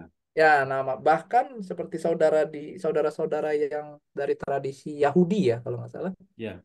menyebut nama Tuhan itu nggak boleh, ditulisnya juga nggak boleh kalau di sana, harus pakai kode kan, YHWH kalau nggak salah gitu Yahweh. ya. Nah. Ya, nggak boleh dibaca, ya, entah itu bacanya apa kan, nggak ada vokalnya, tapi pokoknya YHWH, nah gitu istilahnya. Karena nama aslinya terlalu suci untuk diucapkan di bibir kita gitu istilahnya. Hmm. Ketika kita menyebutkan nama itu udah sacrilegious gitu, udah penistaan ini gitu, nggak layak kamu untuk mengucapkan itu gitu, nama yang demikian suci kan gitu ya, mungkin Pak Febi ya Oke. istilahnya gitu. Paham ya. Nabi Muhammad juga tidak sacrilegious untuk digambarkan dalam Gambar. bentuk Hmm. manusia gitu, sehingga kemudian ketika ada waktu itu sempat ada komik atau apa, jadi cukup apa, heboh Dianggap gitu ya, pelecehan. cukup heboh ya gitu kan ya, Hmm. jadi heboh gitu. Di era awal juga sama, yang mulia Buddha itu sacrilegious, penistaan, dianggap penistaan mungkin kalau itu digambarkan dalam bentuk manusia. Dalam bentuk manusia ya. Itu Betul. udah pelecehan lah ya. Penistaan, pelecehan. Hmm. Nah, karena tapi ada dasarnya, karena tadi yang mulia Buddha sendiri waktu di eh, Mahapariniban, di apa, Jataka ya tadi ya, kita Hmm. lihat Ya. tadi ada dasarnya dalam komentarnya. Jataka mengatakan bahwa dalam bentuk gambar memang nggak direkomendasikan karena bisa bergantung pada persepsi. Oke. Dan Seperti mungkin orang-orang saat itu juga menyetujui bahwa tidak ada gambar simbol yang berbentuk manusia yang layak menggambarkan yang mulia Buddha yang demikian agung. makanya Yang taruhlah punya sacrilegious. 32 tanda-tanda keagungan misalnya gitu. Ya, ya pokoknya sacrilegious lah istilahnya, kita Oke. bicara pada era itu sacrilegious gitu. Nah, ini juga sama gitu ya, ini dalam cerita Raja Ajata satu, salah satu raja di India pada era itu menyembah yang mulia Buddha gitu ya. Ini juga sama di Barhut ya. Ini Raja Ajata satu ya, berapa, sungkem ya istilahnya, Hmm. bersujud ya, ini posisinya seperti ini, bersujud ya. Eh, tapi bersujud kemana gitu? Ada figur apa di sini gitu? Nggak ada orang, nggak ada siapa-siapa. Betul nggak Pak Feby? Ya. Yang ada hanya kita lihat apa ini? Telapak telapak kaki ini mungkin kalau Oke, kelihatan. oke. Itu Telapak menggambarkan kaki. telapak kaki ya. Iya. Jadi beliau bersujud menyembah atau mencium, sungkem lah, bukan menyembah. Jadi sebetulnya sungkem lah, Hmm. bersujud kepada telapak kaki ini. Tapi ada figur orangnya nggak di sini? Nggak Kosong. ada. Hmm.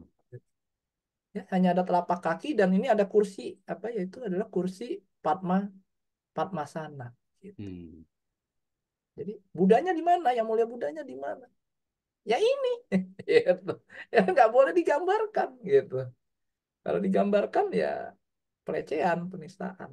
Jadi para artis-artis, seniman-seniman Buddhis era awal nggak pernah menggambarkan eh, Buddha dalam bentuk manusia. Nah, ini juga kita bisa lihat banyak sekali. Nanti kita bisa lihat ya. Ini kita nggak apa-apa ya, kita santai lihat-lihat ya Pak Febi Oke, ya. iya Pak Adi. Katanya kan apa? Satu gambar itu mewakili 1.000 kata-kata katanya gitu. Daripada saya jelasin kan percuma, mendingan kita lihat gitu. Ya ini juga sama ya. Nah, ini adalah pohon bodi, ini adalah Vajrasana. Ada orang yang bersungkem ya, memberi Mhm. hormat ya. Yang mulia Budanya ya itu digambarkan dalam. Kalau ini gambaran artistik yang menarik buat saya ya, buat saya pribadi mungkin ya. Ini menggambarkan mungkin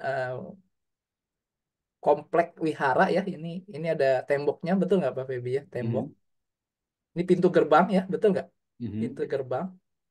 Orang-orang pada masuk lewat pintu gerbang. Ini pekarangan ya, halaman ya. Berarti kan ini ya, Ya, masuk pintu gerbang. Ini ada gedung, betul nggak? Ada gedung. ya, Lalu mereka pada masuk ya, antri gitu ya, masuk ke ya. dalam, betul nggak Pak Febi? Ini gambaran artistik yang bagus gitu. Orang-orang pada masuk dan kemudian Hormat. mendak memberi hormat ya, mensedekapkan tangan gitu ya, memberi Mhm. hormat, betul nggak? Ya. Di dalam gedung ini gitu. Nah, mereka memberi hormat kemana? Ini apa ini? Roda, roda, roda dhamma. Mhm. Oh, ini. Nah, Simbol-simbol inilah sederhana. simbol daripada kehadiran, keberadaan yang mulia Buddha tuh ini. Jadi mereka memberi hormat, digambarkannya bukan ada bentuknya duduk gitu ya istilahnya, tapi digambarkan dalam bentuk roda dhamma. Nah, ini juga sama ya, kita lihat roda dhamma, kita lihat pohon bodi ya. Nah, ini salah satu favorit saya sering pakai gambar ini karena saya favorit ya. Mhm. Yang Karena tangga itu Pak. gambaran artistiknya menarik gitu ya. Ini adalah cerita ketika Yang Mulia Buddha menurut cerita itu turun dari surga setelah mengajarkan Dhamma di sana gitu ya. Ya, kalau maka kembali tadi, surga di atas, bumi di bawah gitu, alam manusia di bawah gitu ya Pak Febi kan, mau atas ke bawah, bawah ke atas kan, logikanya mau naik turun belum ada lift, orang nggak ngerti lift pada waktu itu, jadi naik turun pakai tangga kan gitu ya Pak Febi ya, benar kan? Oke. Mhm. Kalau sekarang mungkin kita gambarin pakai lift gitu ya Pak Febi, tapi zaman itu kan pakai tangga gitu ya, jadi ini digambarkan ada tangga gitu ya. Jadi dari surga di atas, bawah adalah alam manusia gitu kan, dan kita lihat ini yang menarik adalah kemudian gambaran ini. Ada telapak kaki di atas, betul nggak Pak Febi ya? Ada Oh, itu telapak. telapak kaki ya. Oke, Iya. oke. Lalu kemudian ada telapak kaki Yang di bawah. di bawah. Jadi menggambarkan turun gitu ya. Jadi ini Mhm. ini sebenarnya mencoba, karena belum ada video, belum ada animasi gitu ya. Dengan relief harus berusaha menggambarkan seperti itu. Jadi movement turunnya itu ada di kepala kita, kita yang mainin filmnya gitu ya. Movement turunnya ada di sini Oke. gitu. Dan orang-orang membeli hormat, lalu beliau berjalan dan duduk di Padmasana, di mana digambarkan ada pohon Bodi. Bodhi dan Padmasana. Oh, itu menggambarkan yang Mulia Buddha mungkin sedang berkhotbah di situ ya. Betul, setelah turun Mhm. kemudian khotbah di situ. Oke, oke. Ya ini artistik stylenya mereka para seniman menggambarkan event itu eh, tanpa menggunakan gambar perwakilan ya ikan sebagai manusia seperti itu. Nah, ini ada dua versi aja kalau mau lihat, yang versi lama dengan versi baru gitu ya istilahnya. Tapi kembali tetap sama. Kalau ini tangganya 3, ini tangganya 1. Mhm. Ya, tapi kembali nggak ada gambar eh, yang mulia Budanya dalam bentuk sebagai manusia. Nah, itu gambaran daripada stupa ya, stupa di Barhut ya. Sayangnya stupa Barhut ini dulunya mungkin kalau ini gambaran stupa Barhut ya. Stupa sekarang udah lenyap ya Pak Febi ya, stupa Barhut ini Oh, sayangnya gitu. hancur. Stupa Barhut ini hancur ya. Ini dulu sih mungkin kayaknya gambarannya megah gitu ya. Ini gambar sekarang ini. Mungkin bentuknya mirip-mirip dengan stupa ini, Sanchi. Kalau ini stupa Sanchi, bukan stupa Barhut ya. Ini di mana ini Pak? Sama di India juga, di Di Taxila, India. Pak Febi. Jadi ini adalah stupa di Sanchi ya. Mungkin bentuknya seperti ini. Mungkin ya, kita nggak tahu dari gambaran seperti ini. Jadi ada kubah ya. Lalu ini ada istilahnya railings ya, istilahnya railings, istilahnya. Jadi pagar lah ya, pagar ya. Hmm. Pagar, lalu relief-relief itu adanya di pagar-pagar ini, Pak Febi. Di Hmm. mana kemudian orang berjalan memutari stupa ini ya, makanya kan relic worship, stupa worship itu memutari gitu ya, Hmm. sambil melihat gambar-gambar tadi, cerita-cerita tadi. Gitu. Ya. Ya zaman itu kan mungkin membaca itu orang-orang tertentu aja yang bisa baca ya Pak Febi, betul nggak sih? Ya. Jadi Hmm. lebih gampang dengan gambar seperti itu. Jadi ceritakan kisah-kisah kitab suci lewat gambar ada di railing sini dan kemudian mereka memutari sambil belajar dari gambar-gambar tersebut seperti Hmm. itu. Jadi orang. Nah ini tapi, nah waktu stupa Barhut itu kan hancur seperti ini ya, itu. Tapi tadi gambar-gambar yang kita miliki tadi yang kita screenshot tuh dari mana gitu ya. Jadi dulu waktu temuan arkeologi Inggris datang ke sana ya. Nah ini seperti ini kondisinya Pak Febi. Hmm. Jadi yang tersisa ini apa? Railingsnya ini loh, railingsnya ini stupa Barhut nih. Jangan-jangan Ya. di Museum British ada Ini ditaruh di Kalkuta, Pak di Febi. Kalkuta ya? Nah, di Delhi ini sekarang ditaruh. Nah tuh seperti ini tuh. Karena ada anekdot Pak di apa sih Anekdot. di Inggris yang tidak British katanya. Iya, Ya betul. museum museum British Museum katanya Iya, itu semuanya dari luar ya. dari luar negeri semua gitu. Jadi ini kan gambaran tadi yang tangga, yang apa semua dari sini. Jadi dari railings ini Pak Febi, Hmm. yang yang lainnya udah hancur, tinggal railing ini. Nah, ini sekarang ditaruh di museum di Kalkuta. Nah, seperti ini. Nah, ini dulu begini waktu ketemunya Pak Febi, Hmm. berantakan begini dalam railingsnya gitu ya. Ini waktu Inggris datang, kondisinya ya terbengkalai seperti ini gitu. Nah, tapi ada satu gambar yang menarik di sini nih Pak Febi, yaitu gambar ini justru ini yang di tengah ini nih, ya. Kenapa dia menarik? Karena ini adalah merupakan gambaran daripada Yawana. Yawana itu apa? Yawana itu adalah tentara atau prajurit Yunani, Pak Febi, Hmm. ya, prajurit Yunani gitu. Nah, mungkin para teman-teman kita di Jendela Damai yang mendengar ini bingung apa hubungannya India dengan prajurit Yunani sampai ditaruh di apa di railing stupa Barhut kan begitu ya Pak Febi ya gitu kan. Hmm. Kenapa gitu satu di Eropa satu di India gitu ya seperti itu. Nah itu karena satu figur yang bernama Alexander Agung, kalau Ya. pernah dengar ya, ya Alexander Agung, Alexander the Great gitu ya. Nah beliau ini di usia sekitar 30 tahun kalau nggak salah, tiga Ya masih puluhan muda tahun. sekali ya. Heeh.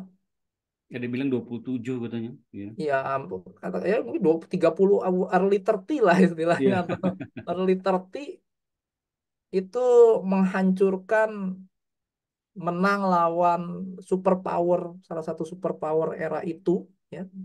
Yunani tadinya kerajaan kecil, lalu kemudian menang lawan superpower era itu yaitu Persia ya, betul nggak Pak Febi? Ya Persia saingan pada waktu itu utamanya waktu itu superpower. Persia ya. Iya, superpower tadinya. Beliau menghancurkan Persia gitu ya. Lalu nggak cukup sampai Persia, masuk ke Afghanistan, Pakistan, daerah Gandhara, Kashmir, ya. Lalu dorong lagi sampai masuk ke dataran tinggi Punjab, masuk ke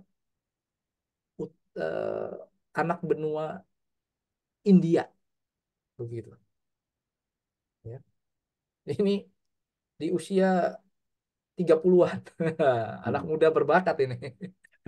Ya, anak muda berbakat. 30-an naklukin kerajaan sebesar ini, wilayah sebesar ini. Jadi untuk kasih gambaran biasanya saya Kalau misalnya teman-teman jendela Dharma ya, ada yang tinggal di Masedonia, di Yunani, di Turki ya, di Mesir, Mesir. Irak, Iran ya, Afghanistan, Pakistan, India sebagian di sini itu KTP-nya sama, kerajaannya Alexander Agung kalau zaman itu. Kalau sekarang ini kan udah misa-misa semua mesti pakai paspor nih ya, Pak Bebi ya, pakai visa, pakai paspor, Iya. betul. Kalau zaman itu semuanya KTP-nya sama nih, satu kerajaan semua nih. Gitu. Nah, itu untuk menggambarkan ekspansinya daripada Alexander the Great itu segitu jauhnya.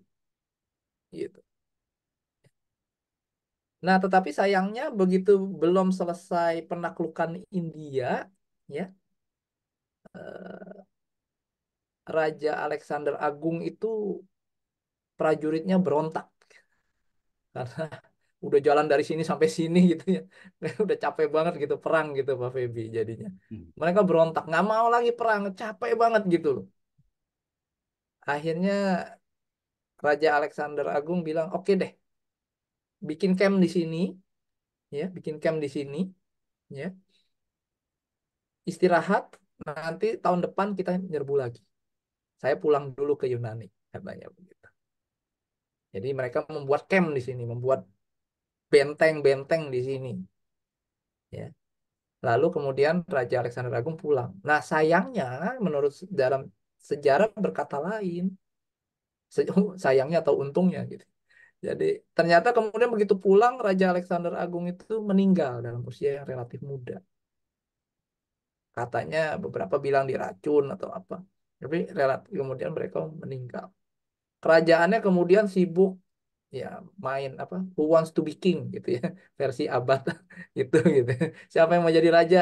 Nah, akhirnya semua rebutan pingin merebut sisa-sisa kerajaan ini. Akhirnya kemudian kerajaan terpecah jadi empat, ya, pecah empat. Ya prajurit udah terlanjur ada di sini, betul nggak Pak Feby ya? Hmm. Nah prajurit itulah Yawana tadi itu, makanya masuk ke stupa Barhut karena memang ada keberadaan prajurit-prajurit Yunani pada saat itu di India wilayah ini. Seperti itu. Ya. Nah, di titik India inilah di daerah Kashmir, Gandhara yang sekarang Afghanistan, Pakistan yang masuk ke dataran tinggi Punjab India Utara ini. Disitulah kita temukan rupang-rupang atau arca-arca Buddha pertama yang paling tua yang pasti lestari yang bisa kita pelajari sampai saat ini dari temuan-temuan arkeologi. Ya mungkin namanya prajurit di sana ya kan terjadi apa asimilasi budaya, mungkin kawin campur ya Pak Febi ya, Hmm. ketemu dengan gadis setempat, terjadi pernikahan, ya kan biasa lah itu kan bener Iya. nggak? Hmm. Namanya jauh dari rumah kan gitu kan, ya biasa nikah seperti itu. Ya mungkin terjadi pembauran budaya gitu kan. Jadi ketika si suami menanyakan, si Yawana ini menanyakan pada istrinya, agama kamu apa gitu kan. Saya Buddhis gitu ya, Pak Feby misalnya si istrinya menjawab saya Buddhis gitu. Lalu Tuhannya kayak gimana, dewanya seperti apa katanya si orang Yunani kan. Hmm. Istrinya nggak bisa jawab kan segitu kan. Si suaminya bingung gitu kan. Lah gimana? Apa nyembah pohon katanya tadi kan gambarnya selalu pohon gitu kan. Apa Anda penyembah pohon? Enggak nyembah pohon katanya. Nyembah roda pedati? Enggak nyembah roda pedati katanya. Lah kayak gimana Buddha, Buddha, Buddha disebut Buddha? Seperti apa? Orang kacamata Yunani nggak biasa ada apa? Sesembahan ada agama Nggak ada patungnya lah ya. nggak ada patungnya, nggak enak gitu, nggak biasa gitu. Nah disitulah pertama kali kita temukan rupang Buddha atau patung Buddha yang awal, yang pertama seperti itu. Maka dikatakan bahwa patung-patung awal ini oleh para akademisi dikatakan bahwa mengambil cetakan atau figur daripada Apollo. dewa Yunani Apollo, ya. Di mana Apollo itu dalam Yunani adalah menggambarkan mewakili kesempurnaan seorang laki-laki. Jadi kalau laki-laki paling perfect tuh begini dah gitu, Pak Bebi ya. Hmm. Ganteng, perkasa, cakep, atletis, segala macam semua yang diimpikan laki-laki ideal. Anda bayangkan seorang laki-laki ideal ada di sini di Apollo ini gitu. Nah, karena Buddha ini digambarkan sebagai manusia agung ya yang agung yang besar, maka kemudian mereka mengambil ya meminjam terinspirasi gitu ya fitur-fitur ini kemudian ditaruh untuk membuat rupang atau arca Buddha yang awal-awal seperti itu. Maka kita bisa lihat dari rambut tadi kan Pak Bibi ada sebut soal rambut ya gitu kan. Rambutnya Ya. itu sama ikel-ikel begini model Dewa Apollo gitu ya. Hmm. Terus kalau ditanya kenapa enggak apa gundul ya istilahnya ya Ya, gundul ya botak gitu nggak gundul. botak. Karena pertapa-pertapa yang warawiri di sana, betul nggak sih para Brahmana memang ya seperti ini figurnya, betul nggak Pak Febi? Hmm. Karena sama, jadi rambut itu mereka tidak boleh potong karena dianggap eh, apa sakral, dianggap warisan dari orang tua gitu ya, nggak boleh dipotong. Jadi cuma digelung ya seperti itu Pak Ya, Febi. diikat ya. Gitu. Ya, digelung seperti ini. Nah, jadi menggambarkannya ya seperti itu. Ini digelung seperti ini. Ini kelihatan nggak ya? Saya nggak terlalu Iya, ini iya. ada gelungnya. Nah, gitu. Jadi figur posturnya, proporsinya mengambil daripada Dewa Apollo dan kemudian feature-featurenya dilihat dari para pertapa yang ada warawiri di sana. Maka inilah eh, patung Buddha pertama tertua lestari yang masih bisa kita lihat ya. Itu berasal dari ini adalah Gandaran style istilahnya. Jadi style Gandara. Jadi ini nggak ada India-Indianya ya wajahnya Pak Feby, bener nggak sih?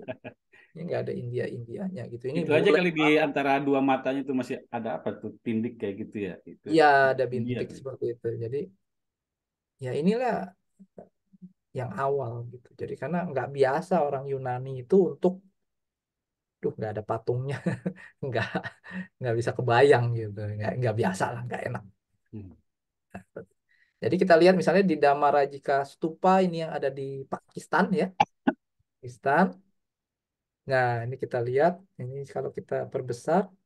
Nah, ini kan banyak gambar-gambaran relief-reliefnya, ini figur-figur stylenya udah jelas bukan India punya ini kelihatan nggak? Mudah-mudahan Hmm. kelihatan gitu. Ini style-style postur-postur Yunani Romawi, bener nggak Pak Baby stylenya ini itu seperti ini. Jadi mereka terinspirasi oleh itu.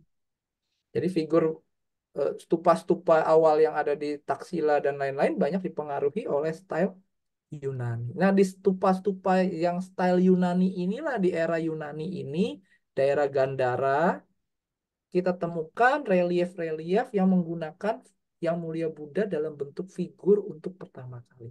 Hmm. Nah, di sini ada tuh. Sekarang. Ini disebut sebagai Gandaran style.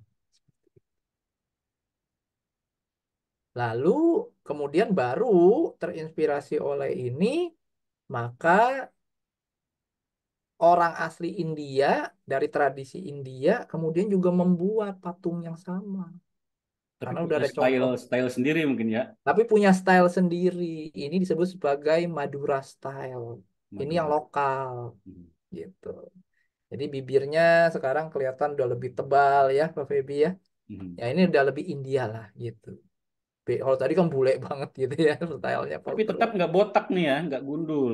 enggak Hmm. tidak gundul karena mengambil idenya dari pertapa yang warawiri di daerah situ. Nggak ada yang gundul gitu.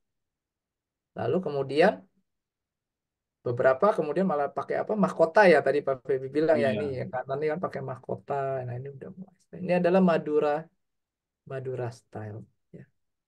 Lalu kemudian ini zaman berkembang lagi muncul lagi gaya yang namanya Pala style ya. Pala itu cirinya jubahnya kayak transparan gitu ya tipis gitu ya Pak Feby Hmm. kelihatan badannya ada pusernya kelihatan gitu soalnya Hmm. jubahnya kayak transparan gitu. Ini adalah ciri Pala. Jadi banyak banget gitu. Hmm. Ketika dan kemudian ini sangat dinamis karena kembali lagi ketika kita bicara image yang Mulia Buddha sudah peringatkan tadi bergantung pada persepsi benar nggak Pak Feby Iya betul. ketika dia masuk ke India ya jadi eh, orang Yunani yang bikin ya jadi Yunani orang India yang bikin jadi India gitu kan ketika masuk Tiongkok misalnya jadi tertiongkokkan ya kan masuk ke Jepang jadi ke Jepang-Jepangan masuk Korea jadi ke Korea-Koreaan gitu ya masuk Vietnam, masuk Thailand, masuk Myanmar, semua bergantung pada how the artist menginterpretasikan karya. Oke. Ya, jadi tapi yang jelas semuanya sama-sama ingin menggambarkan kesempurnaan seorang laki-laki. Udah cuma itu aja. Gitu. Hmm. Ya. Nah, tapi jangan kaget. Makanya tadi Pak kita bicara yang mulia Buddha itu gundul tapi nggak digambarin gundul. Jangan salah. Pen, tokoh daripada Jainisme, Mahavira ya itu kan juga pertapa telanjang yang notabene mencukur rambut, benar nggak Pak Feby? Iya, Ya, tetapi di sana pun digambarkannya sama, sama ya. beliau juga digambarkannya sama. Oke. Dan fiturnya mirip nggak? Coba kalau kita lihat dengan fitur Rupang atau Jadi patung Pak Di, dari. bahkan kalau orang kayak saya mungkin nemu nggak bisa bedain ini Nah, saya nggak bisa anggap bedain patung gitu. Buddha ini, padahal Mahawira ini. Nah, gitu. Padahal ini adalah Mahavira. Dari mana kita tahu nggak ada jubah ya? Betul nggak Pak Feby? Iya. Nggak ada jubahnya adalah pertapa telanjang gitu. Jadi eh, nggak usah kaget karena ini adalah style. Kita bicara style. Tapi kalau telinganya sama ini panjang-panjang ya kelihatannya. Ya, style era itu. Diapain? Kalau saya suka bicara pabriknya sama gitu istilahnya. Wilayahnya itu gitu. Ya. Nah, seperti ini. Kalau yang nggak nggak biasa dengan Buddhisme mungkin mengira ini patung Buddha juga bisa nggak Pak Oh Feby? iya, Mungkin. saya pikir ini nanti Buddha juga saya pikir ini. Nah, gitu. Bukan, ini Mahavira Oh. juga Jainisme. Kayaknya telinga panjang ini mungkin melambangkan pengetahuan, kebijaksanaan, keagungan gitu ya Ya Pak Adi mungkin ya. gimana artisnya menerjemahkan sifat-sifat itu aja gitu kalau menurut saya gitu ya. Jadi Hmm. jangan mungkin kalau yang nggak paham mungkin bisa keliru gitu. Ini Jadi bisa saya simpen, saya puja-puja jangan-jangan nanti ini Pak. waduh ya jadi jangan terjebak pada ikonografi jadinya gitu ya Pak Feby Hmm. betul nggak sih? Ya. Ini bisa digambarin macam-macam gitu loh terserah gitu tergantung artisnya tergantung senimannya. Jadi mungkin zaman itu belum ada selfie kan, belum ada foto kan yang nggak ada yang tahu apakah betul ini merupakan bentuk dari wujud asli daripada wajah aslinya daripada Mahavira atau Buddha itu memang seperti itu. Nobody knows. Nggak ada yang tahu. Nah ini di era Pala, di era berikutnya mulai tambah lebih nyeni lagi, lebih punya kebebasan lagi ya istilahnya Hmm. dari artisnya untuk menggambarkan gitu ya muncul digambarkan ada apa cahaya-cahaya halo seperti ini atau api-api atau kilatan-kilatan aura atau apalah gitu ya. Hmm. Ya Oke. bebas aja karena makin apa seni is an art gitu ya, is an art gitu ya Apa yang istilahnya. mau dia tampilkan ya? Is an art gitu, is an art. Terserah aja gitu, is an art. Tapi yang jelas mereka mencoba menggambarkan ya ini loh sifat-sifat eh, kesempurnaan seorang laki-laki. Gimana cara merepresentasikannya? Ya. Mungkin begitu Pak Febi yang Waduh, terima kasih. kira-kira Ini Pak Di gitu. terakhir nih, memang sekarang kan banyak nih video-video di internet melihat Ah, misalnya patung Buddha ya yang ukurannya besar katanya gitu ditemukan di mana gitu ya, ah, dan dianggap itu sebagai simbol kebangkitan Buddhism katanya gitu ya. Kadang-kala saya heran videonya sama, patung Budanya sama, ada teksnya di bawahnya tapi katanya di sini katakanlah di negara mana, negara kok bisa beda ya ditemukan negaranya gitu. Padahal videonya sama gitu ya. Nah, tapi pertanyaan Oke. saya, apakah penemuan-penemuan di zaman modern ini arkeologi ya, Buddhism mungkin pernah jaya di masa lalu itu bukan bisa ada korelasinya dengan kebangkitan Buddhism, setidaknya membangkitkan budaya, keyakinan pada ya pada umat awam lah misalnya gitu Pak Adi. Gimana menurut Pak Adi? Ya, selama itu membangkitkan keyakinan dalam hal aspek positif ya, membuat lebih semangat dalam mempraktekkan dhamma, ya kita sih ikut senang aja, kan begitu ya istilahnya, kita Hmm. ikut senang aja. Eh, saya sendiri, eh, karena saya suka sejarah, bagi saya kalau ada temuan-temuan arkeologi baru gitu misalnya ya, Hmm. ya setidaknya menambah missing link yang selama ini cerita atau cerita sejarah, missing rantai sejarah yang selama ini mungkin kita belum temukan atau belum tahu kan gitu ya, benar nggak Pak Hmm. Febi? Karena Buddhisme ini sudah umurnya panjang, lalu kemudian hilang mendadak, lalu kemudian ada masa vakum. Apa yang terjadi di sana itu kan banyak dokumentasi yang kita sampai sekarang belum tahu juga kan gitu ya, seperti itu ya, betul nggak Pak Febi ya? Dari sisi itu kita senang gitu. Yang Kalau untuk yang teman-teman yang dari kacamata tantra misalnya kemudian merasa bahwa ini patung yang sakral, patung yang keramat gitu ya, saya nggak bisa komen. Kalau yang itu ya, betul nggak Pak Febi ya, kita nggak bisa komen yang itu. Tapi Pak Eh, Adi bisa komen nggak kalau tadi ada relik, betul nggak sih relik itu katanya bisa beranak pinak jadi banyak gitu? saya nggak bisa komen karena saya nggak pernah lihat. Seperti itu. Karena yang tadinya dibagi 8 tadi kan katanya. Itu di Saya komentar nggak ya. bisa komen, nggak bisa komen soal itu. Sekarang kan jadi banyak di tiap orang punya gitu Iya, dan itu, merasa yang itu itu saya nggak bisa semuanya komen karena relik Buddha, relik dari Arahat karena memang kacamata katanya itu bisa ya. memperbanyak diri gitu Ya, loh. spiritualitas kalau nggak ada yang gitu-gitu nggak seru katanya. Nggak seru Kayak ya. Iya. sayur nggak pakai garam katanya. Tapi kalau saya pribadi, kalau boleh saya bilang, Rupang Buddha ini bukan bagian esensial daripada Dharma yang diajarkan yang mulia Buddha sebetulnya gitu Nah loh. itu Pak Di, A- saya itu begini Pak Di. ada nggak penting gitu menurut saya ya, kalau dari kacamata praktek Dhamma spiritual gitu ya. Eh, Membantu, alat bantu iya, tetapi apakah ini merupakan sesuatu yang esensial? Mungkin bukan gitu. Tetapi kecuali Anda memang memandang dari kacamata tantra tadi, saya nggak bisa komen banyak Saya misalnya tentang. kalau lihat Pak Di ya, ada jubah biku ya. Jubah Mm-mm. biku lagi dijemur Pak Di misalnya. Ah, Itu hati saya lebih terkoneksi daripada lihat Buddha Rupang Pak Di. Nah ini ada yang salah nggak ya gitu loh. ya enggak. Karena Secara damai itu saya lebih terkoneksi dengan lihat jubah biku yang lagi dijemur daripada lihat Buddha Rupang. Saya jujur aja gitu loh. Apalagi kalau lihat bikunya ya. Kalau lihat enggak. bikunya saya kan tumbuh rasa hormat, rasa rasa keyakinan ya, sahdu gitu loh. Ya kan? Kalau lihat Ya, Buddha Rupang terus terang enggak saya ada Buddha kurang Rupang. sebetulnya Ya, ya gitu loh. ya. Jadi beberapa misalnya contoh nih seperti, coba saya coba kasih lihat. Seperti misalnya di tradisi Zen ya, misalnya beberapa Zen itu di Dhamma Hall mereka atau meditation hall mereka malah sengaja nggak ada Buddha Rupang, Bapak Ibu. Hmm.